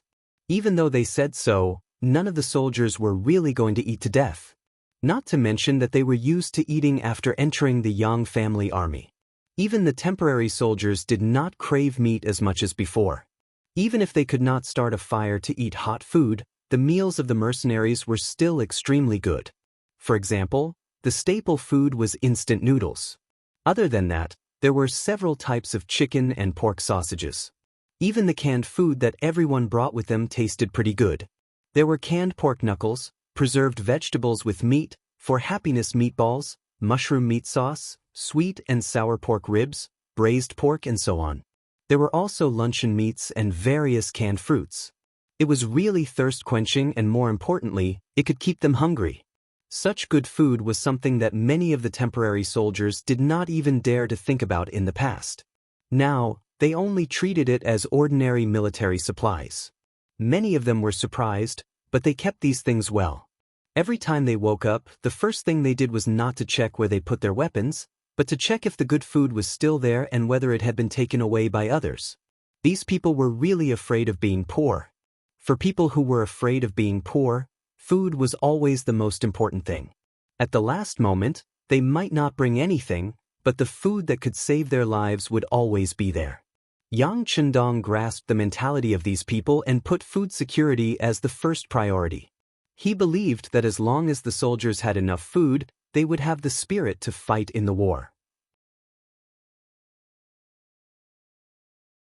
In order to live a good life without worrying about starvation in the future, how could they not fight with all their might on the battlefield? In addition to their advanced weapons and hard work during training, they were naturally successful on the battlefield. That's right, don't think that you are invincible with advanced weapons. Sufficient morale and fighting spirit, as well as transparent rewards and punishments, were the greatest motivators.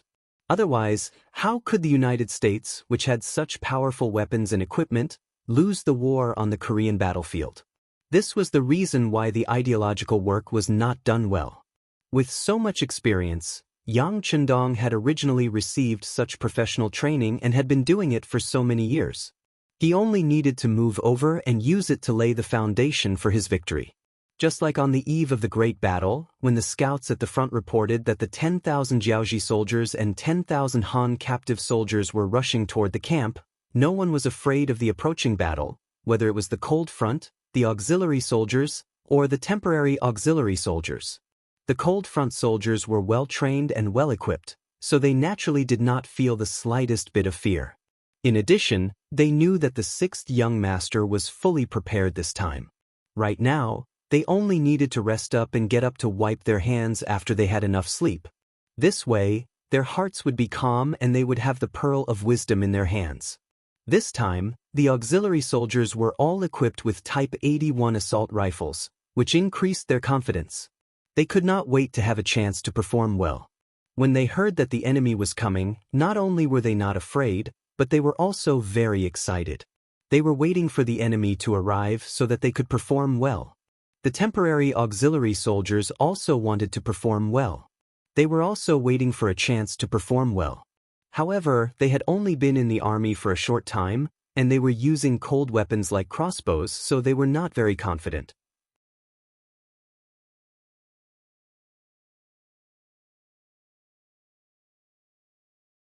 Chapter 464.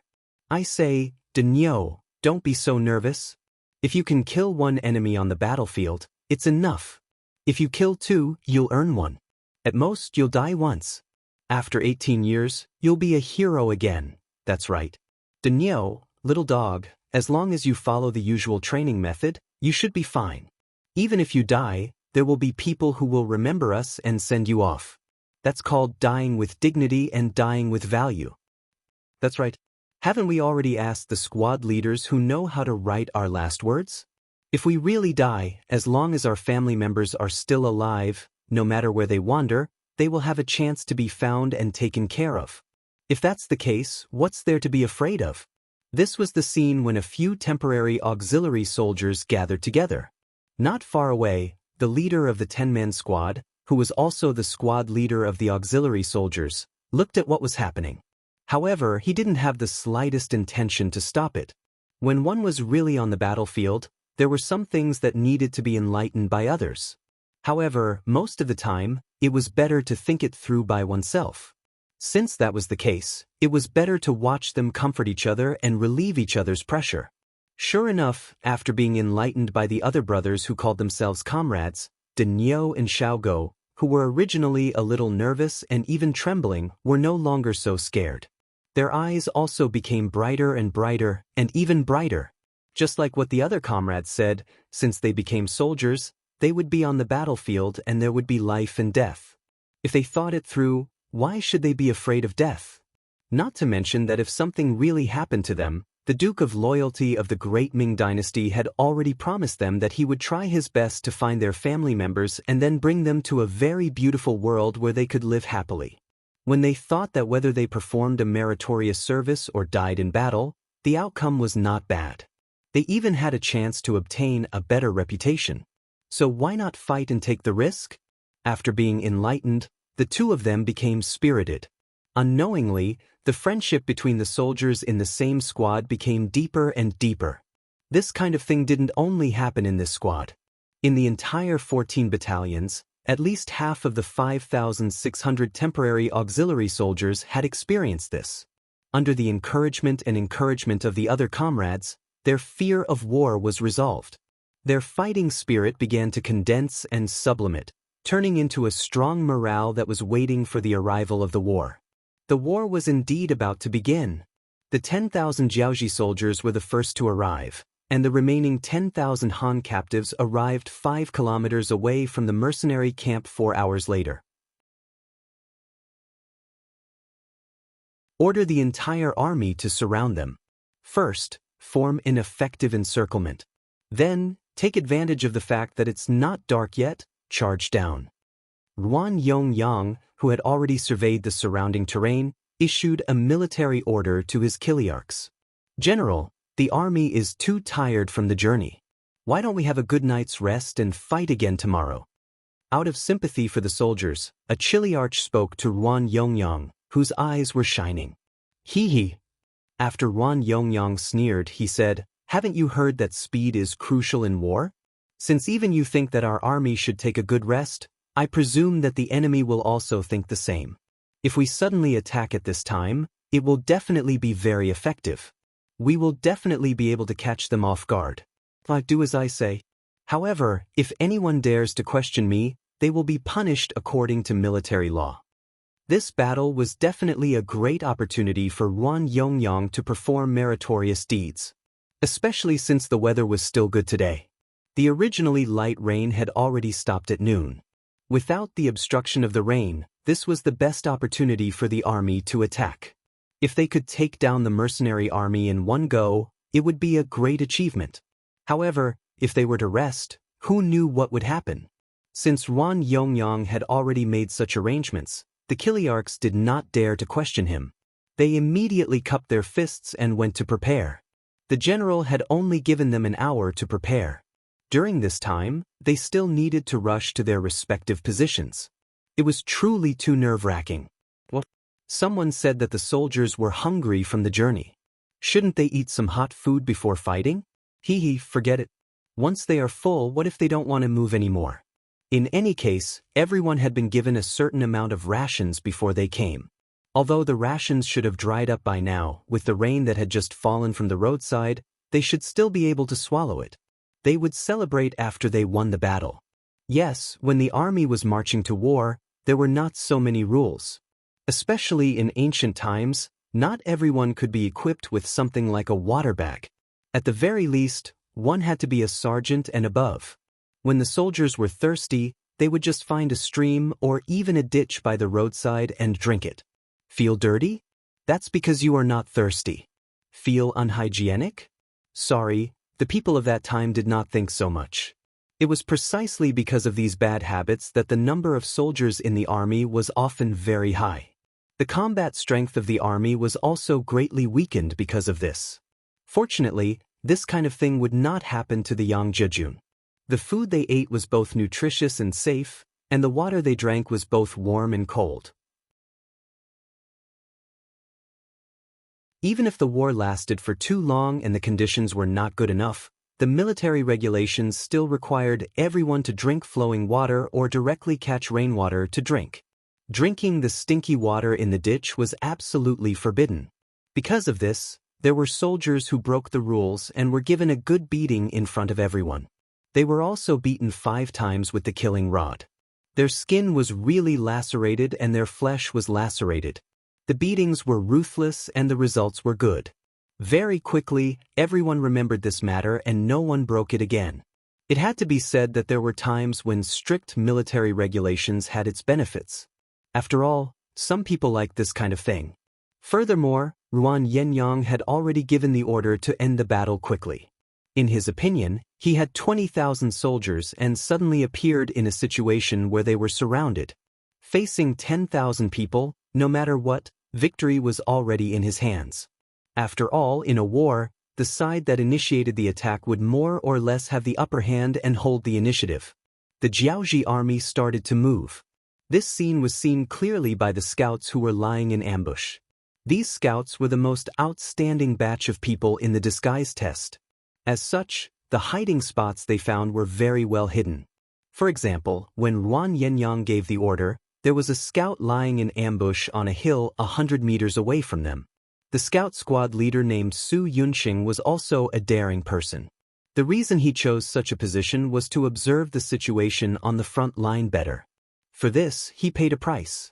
For example, a few Jiaoji soldiers once poured urine on the spot where he was lying in ambush.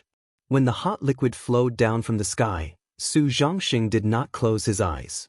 Instead, he allowed the liquid to flow on his body. He endured it. It was this kind of perseverance that prepared him for the great merit he was about to perform. Ruanyang didn't know about this. He only saw that victory was waving at him. Especially when the scouts came to report that the mercenary camp hadn't changed much and didn't seem to have noticed their arrival, this young General Ruan was even more convinced that he would win. Since he got the news from Guangnan Prefecture, he didn't take any rest at all. It only took him a bit more than 2 days to arrive here. The enemy probably did not expect such speed. Since they did not expect it, they should be prepared to pay a heavy price. Did Yang Chendong not expect it? Was he not prepared? With 10,000 landmines buried around the camp, what did he need to prepare? What was there to prevent? In order to allow the enemy to surround and attack from all sides, he chose to set up camp in a spacious area. It seemed to be well connected and was advantageous for a large army to fight. It was all to lure the Jiaoji soldiers into attacking with all their might. Otherwise, he could have found a place with steep terrain and stayed there. Wouldn't it be safer if he used ancient Mount Hua as a path? Speaking of which, the reason why Yang Chendong chose to set up the first battle in Jiaoji here and use defense as offense was to allow everyone to adapt. If the army was made up of only Lung Feng and auxiliary soldiers, he would not have chosen such a battle strategy. Instead, he would have found a suitable place to initiate an attack. However, when the number of auxiliary soldiers was equal to the number of Lung Feng and auxiliary soldiers, he had to be more conservative. As long as they won the first battle, everyone's morale would reach an unprecedented high.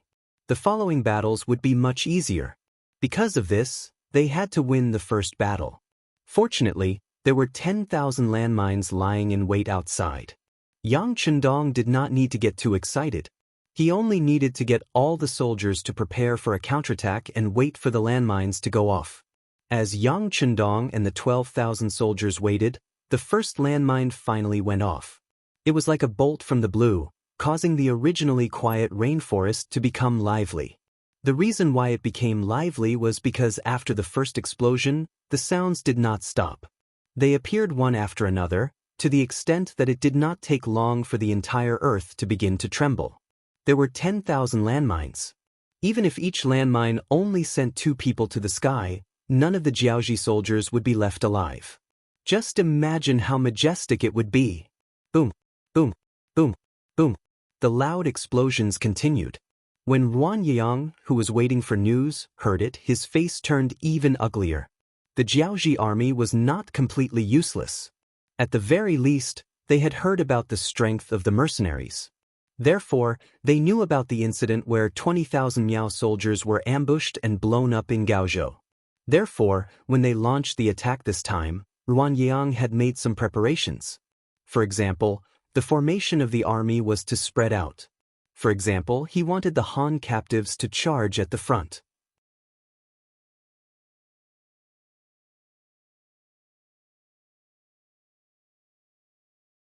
Chapter 465. This was to prevent his side from suffering too heavy of a loss before the battle even began. However, even though he was somewhat prepared, his expression was still very dark when he heard the incessant rumbling. His expression had completely darkened, and even the Chiliarch who was about to ask if he should withdraw the army didn't dare to raise any objections. Even Ruan Yongyang, who was 5 kilometers away, was frightened by the might of the landmines, much less the Jiaoji army at the front lines. The Han captives who were arranged to be at the front lines were unhappy. They knew that they were being used as shields. However, they had no choice but to lower their heads and endure. They thought that if they could make use of this opportunity to be the first to charge into the camp and kill the enemy, they would be able to gain merit. With such a helpless mentality, the 10,000 Han captives started to advance in all directions. However, when the landmines exploded one after another under their feet, everyone's expression changed. They had never seen such a thing before and had never seen such a large commotion. Many of them instinctively fell to the ground and even threw away the hose in their hands that could not be considered weapons. Bastards, get up and continue to charge. The Jiaoji soldiers at the back were also frightened by such a commotion. Fortunately, these godly objects that could cause people to fly were only dangerous when they were close to them. They could only be triggered when they stepped on them. After a while, they calmed down. Then, they began to force the Han captives who were afraid of death to charge forward. They were kicked up from the ground one by one. If anyone was unwilling, the Jiaoji soldiers would immediately swing their blades and send their heads flying into the air. Seeing blood, the other Han captives did not dare to resist. They could only grit their teeth and continue forward. They prayed that their luck would not be so bad that they would not step on those godly objects that could take their lives. However, such praying was destined to be useless. For an entire 2 kilometers, there were landmines that could cause people to fly everywhere. Even if you were lucky and did not step on one, there was no guarantee that your luck would be the same the next time. However, because the Han captives slowed down and became more careful, the explosions of the landmines were not as concentrated. However, from time to time, someone would still be hit. Not only him, but others would also be blasted into the air. Just like that, they walked and stopped for an hour. After paying the price of 6,000 to 7,000 people, they had completely stepped on the mines in a few areas, turning them into a battlefield vacuum that could be entered and exited. Scouts reporting that all the mines in Area 3 have been cleared. All mines in Area 5 have been cleared. District No. 6. Standing in the temporary military tent, Yang Chendong listened to the report while watching Tiger's Mane insert small red flags into the sand table in front of him. Pass down the order. In a quarter of an hour, we will launch a full counterattack along the 3rd, 5th, 6th, and 8th areas. Blow the bugle of charge. After Tiger's Mane inserted the flags into the sand table, he turned around and asked Yang Chendong, "Young master, do you want to take captives?"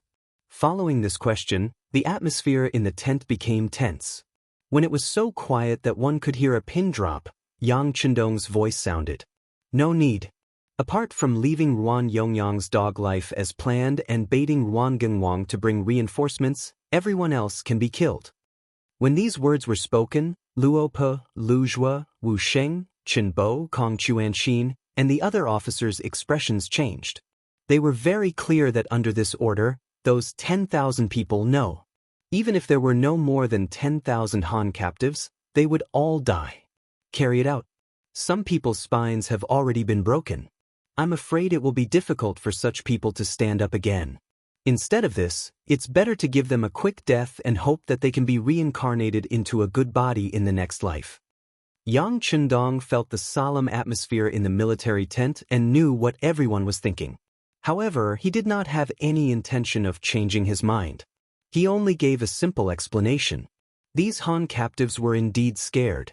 Even if they had weapons in their hands, they did not dare to resist the Jiaoji army. Especially when they were 1-to-1 in terms of military strength, they did not dare to resist. These Han people had already lost their dignity. It was not a pity to lose them. Furthermore, in this rainforest, Yang Chendong did not have much food to satisfy them. He also did not have the time to reorganize them.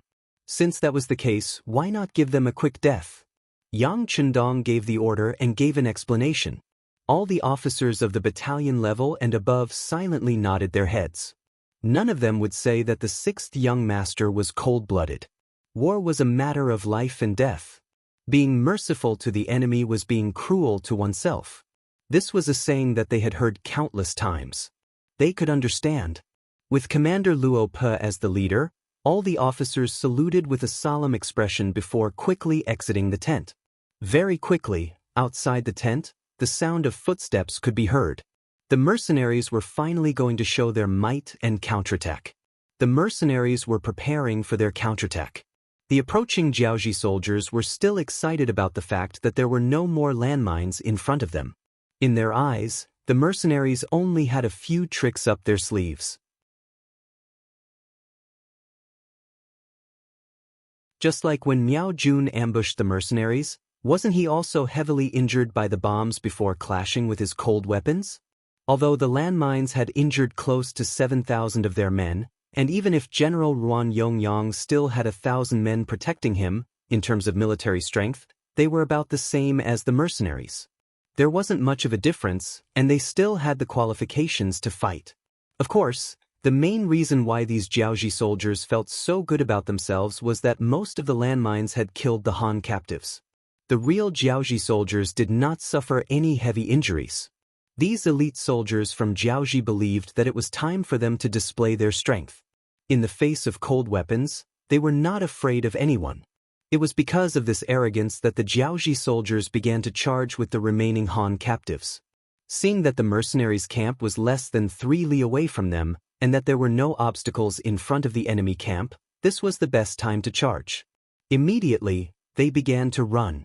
As they ran, a series of rumbling sounds could be heard. Their momentum was quite shocking. In ancient times, when two armies fought, whichever side charged first would have the upper hand. For example, in terms of morale, might, etc. As the side that charged last, they would be at a disadvantage. Perhaps before you even charged, the enemy would have already charged over. Using the advantage of running, it was very easy to break through the enemy camp. Therefore, there was a saying that once the distance between the two sides was 2 miles, if the other side did not launch an attack, there would be no chance for the other side to charge. What awaited them was only the destruction of the camp, which would lead to failure. It was because of this mindset that when the Jiaoji soldiers were 2 li away and saw the cold vanguard soldiers in camouflage uniforms walk out of the camp, there was no fear in their eyes. On the contrary, there was shock. Shock because they were about to win. Shock because their charge had already been formed, and the enemy had not made any preparations. Facing such a charge, the cold vanguard soldiers walked out of the camp when they were 2 li away. They either stood or squatted down with a wooden expression as they raised the 95 style in their hands. In the eyes of the real cold vanguard soldiers, they were invincible. Anyone who dared to provoke them and offend them had to die. As for the rules of the battlefield, it did not matter who charged first or who had more soldiers. It did not affect their mentality. All auxiliary soldiers and temporary auxiliary soldiers, get ready. Once the cold vanguard soldiers start firing, we will charge out. Remember, don't leave any survivors, don't take any prisoners. Just charge out in a straight line. Regiment Commander Luge's voice rang out at this moment. It's time to perform meritorious deeds. Everyone, get ready. Regiment Political Commissar Song Zhe also shouted loudly. It felt as if he did not shout, he would not have the chance to do so. A regiment commander and a regiment political commissar gave the order at the same time. 5,000 auxiliary soldiers and 5,600 temporary auxiliary soldiers, a total of 26 battalions and 2 companies of soldiers, were ready to charge. Some soldiers had even started to adjust their breathing in hopes that they would be able to run to the front in the next charge and perform more meritorious deeds. Auxiliary soldiers wanted to become cold vanguard soldiers through meritorious deeds. Temporary auxiliary soldiers wanted to become auxiliary soldiers through meritorious deeds. This was the goal of most soldiers. Just like what the Duke of Loyalty said, A soldier who did not want to become a general was not a good soldier. Since other people could do it, why couldn't they do it? Under this kind of competition, a war was about to break out. The auxiliary soldiers and temporary auxiliary soldiers in the military camp were fully prepared. They were waiting for the gunshot to start a full-scale counterattack, like the autumn wind sweeping away the fallen leaves. The 1,500 cold vanguard soldiers at the front did not open fire immediately. They were looking for the best formation to ensure that no matter which direction the enemy came from, there would be enough bullets to feed them. 1,000 meters, 900 meters, 800 meters. When they reached 800 meters, they were already within the shooting range of the 9.5. However, as the commander of this battle, Luo Pastil did not give the order to open fire. He was still waiting for the best shooting range. 700 meters, 600 meters, 500 meters. As the shot was fired, Luo Po's shout finally spread throughout the entire military camp. Fire! Guns! Guns!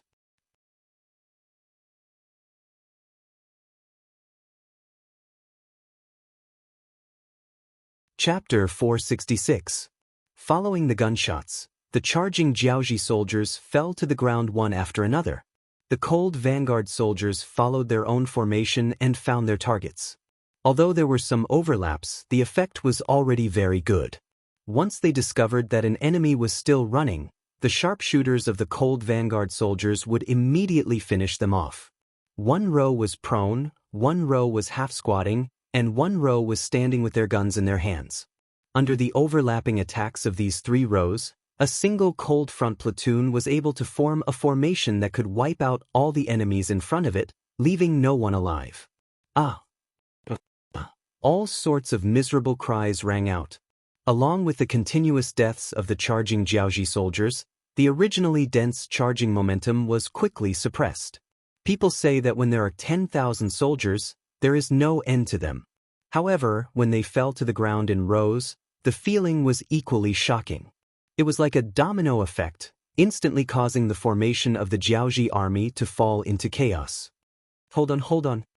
A few lucky Kiliarchs of the Jiaoji army were still shouting loudly, trying to stop the situation from deteriorating. Some of the Kiliarchs were smart enough to shout, "The enemy has a limited number of muskets and a limited range. We don't have to be afraid. As long as we wear them down, the final victory will be ours." Their shouts were still echoing in the rainforest, but following that, countless battle cries came from the opposite camp. Then, when countless auxiliary and temporary auxiliary soldiers rushed towards them, their defeat was set. Commander Lu Jue, who couldn't wait any longer, gave the order to charge as soon as he heard the gunshots. Then, he waited for the cold vanguard soldiers to fire 3 times, killing or injuring at least 3,000 to 4,000 Jiaoji soldiers. Then, the cold vanguard soldiers charged forward with the momentum of Mount Tai.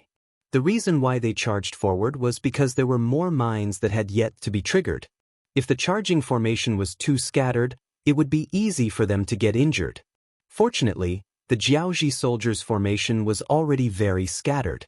In addition, they were originally in a large encirclement. This created enough space for the auxiliary and temporary auxiliary soldiers to counterattack.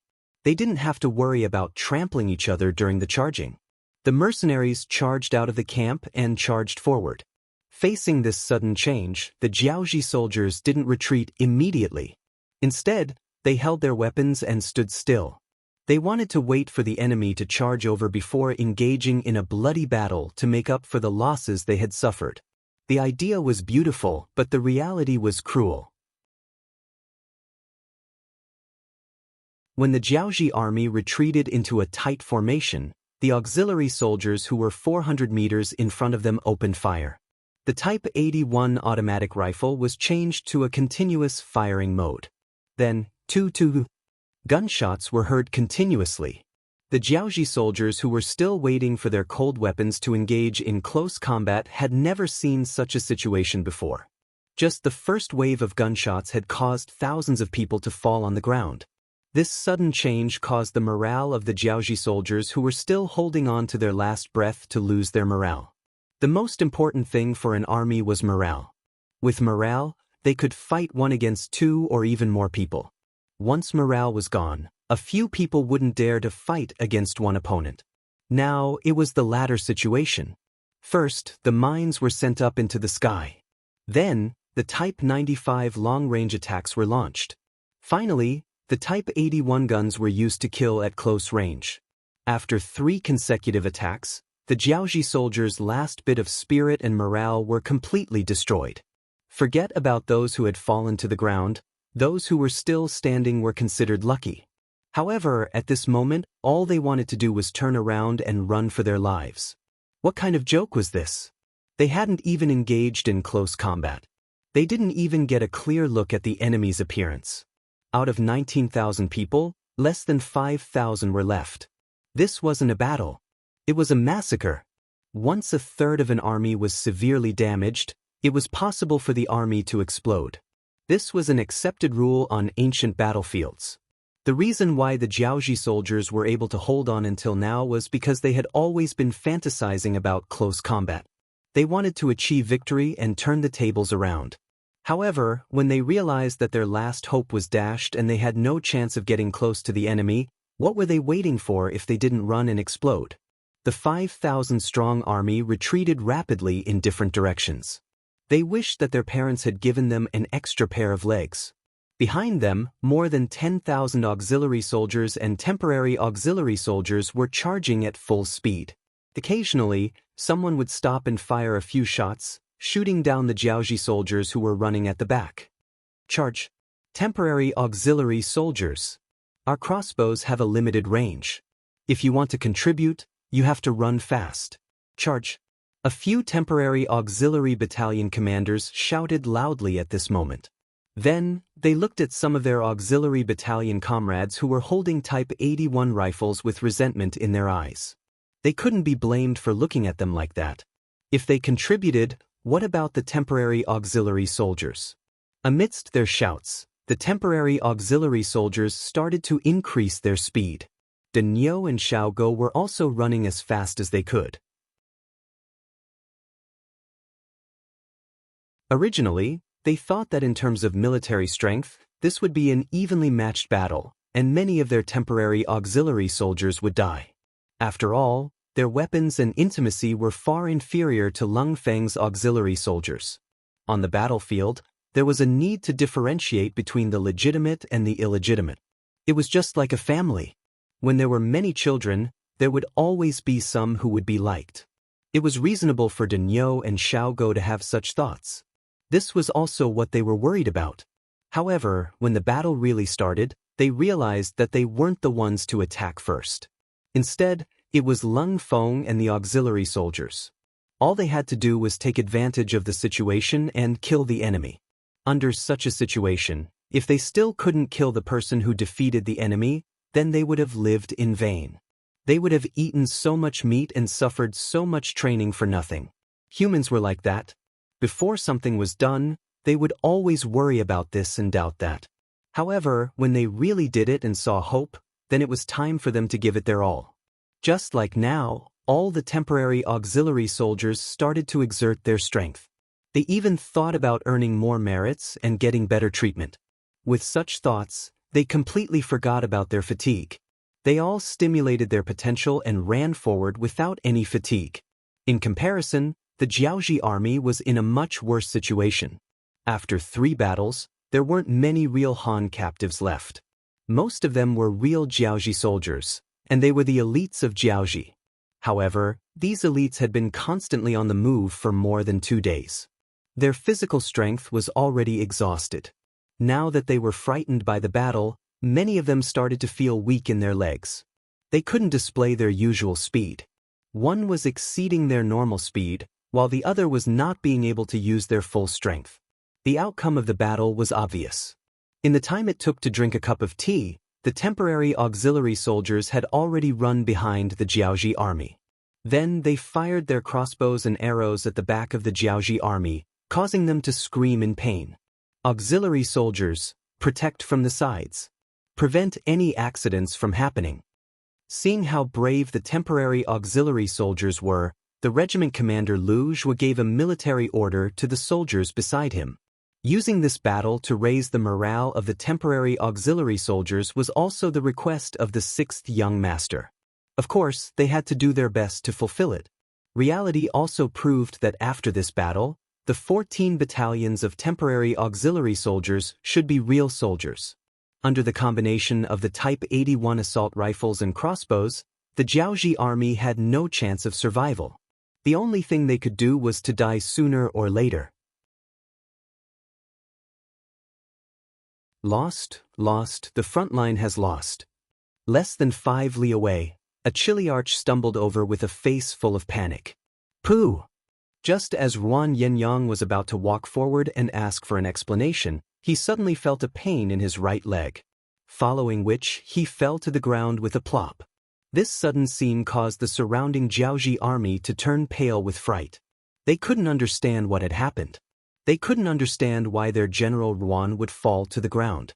However, there was only a slight movement from a mound of dirt about 100 meters away. Of course, even if there was movement, it wouldn't attract any attention. Unless someone was keeping a close eye on the mound, such a slight movement wouldn't be noticed. Needless to say, this movement was from Su Yunxing, who was hiding there. He had already found the best shooting position. With the help of the silencer, his movement didn't attract any attention. It was as if he had never moved. After firing that shot, he went back into silence.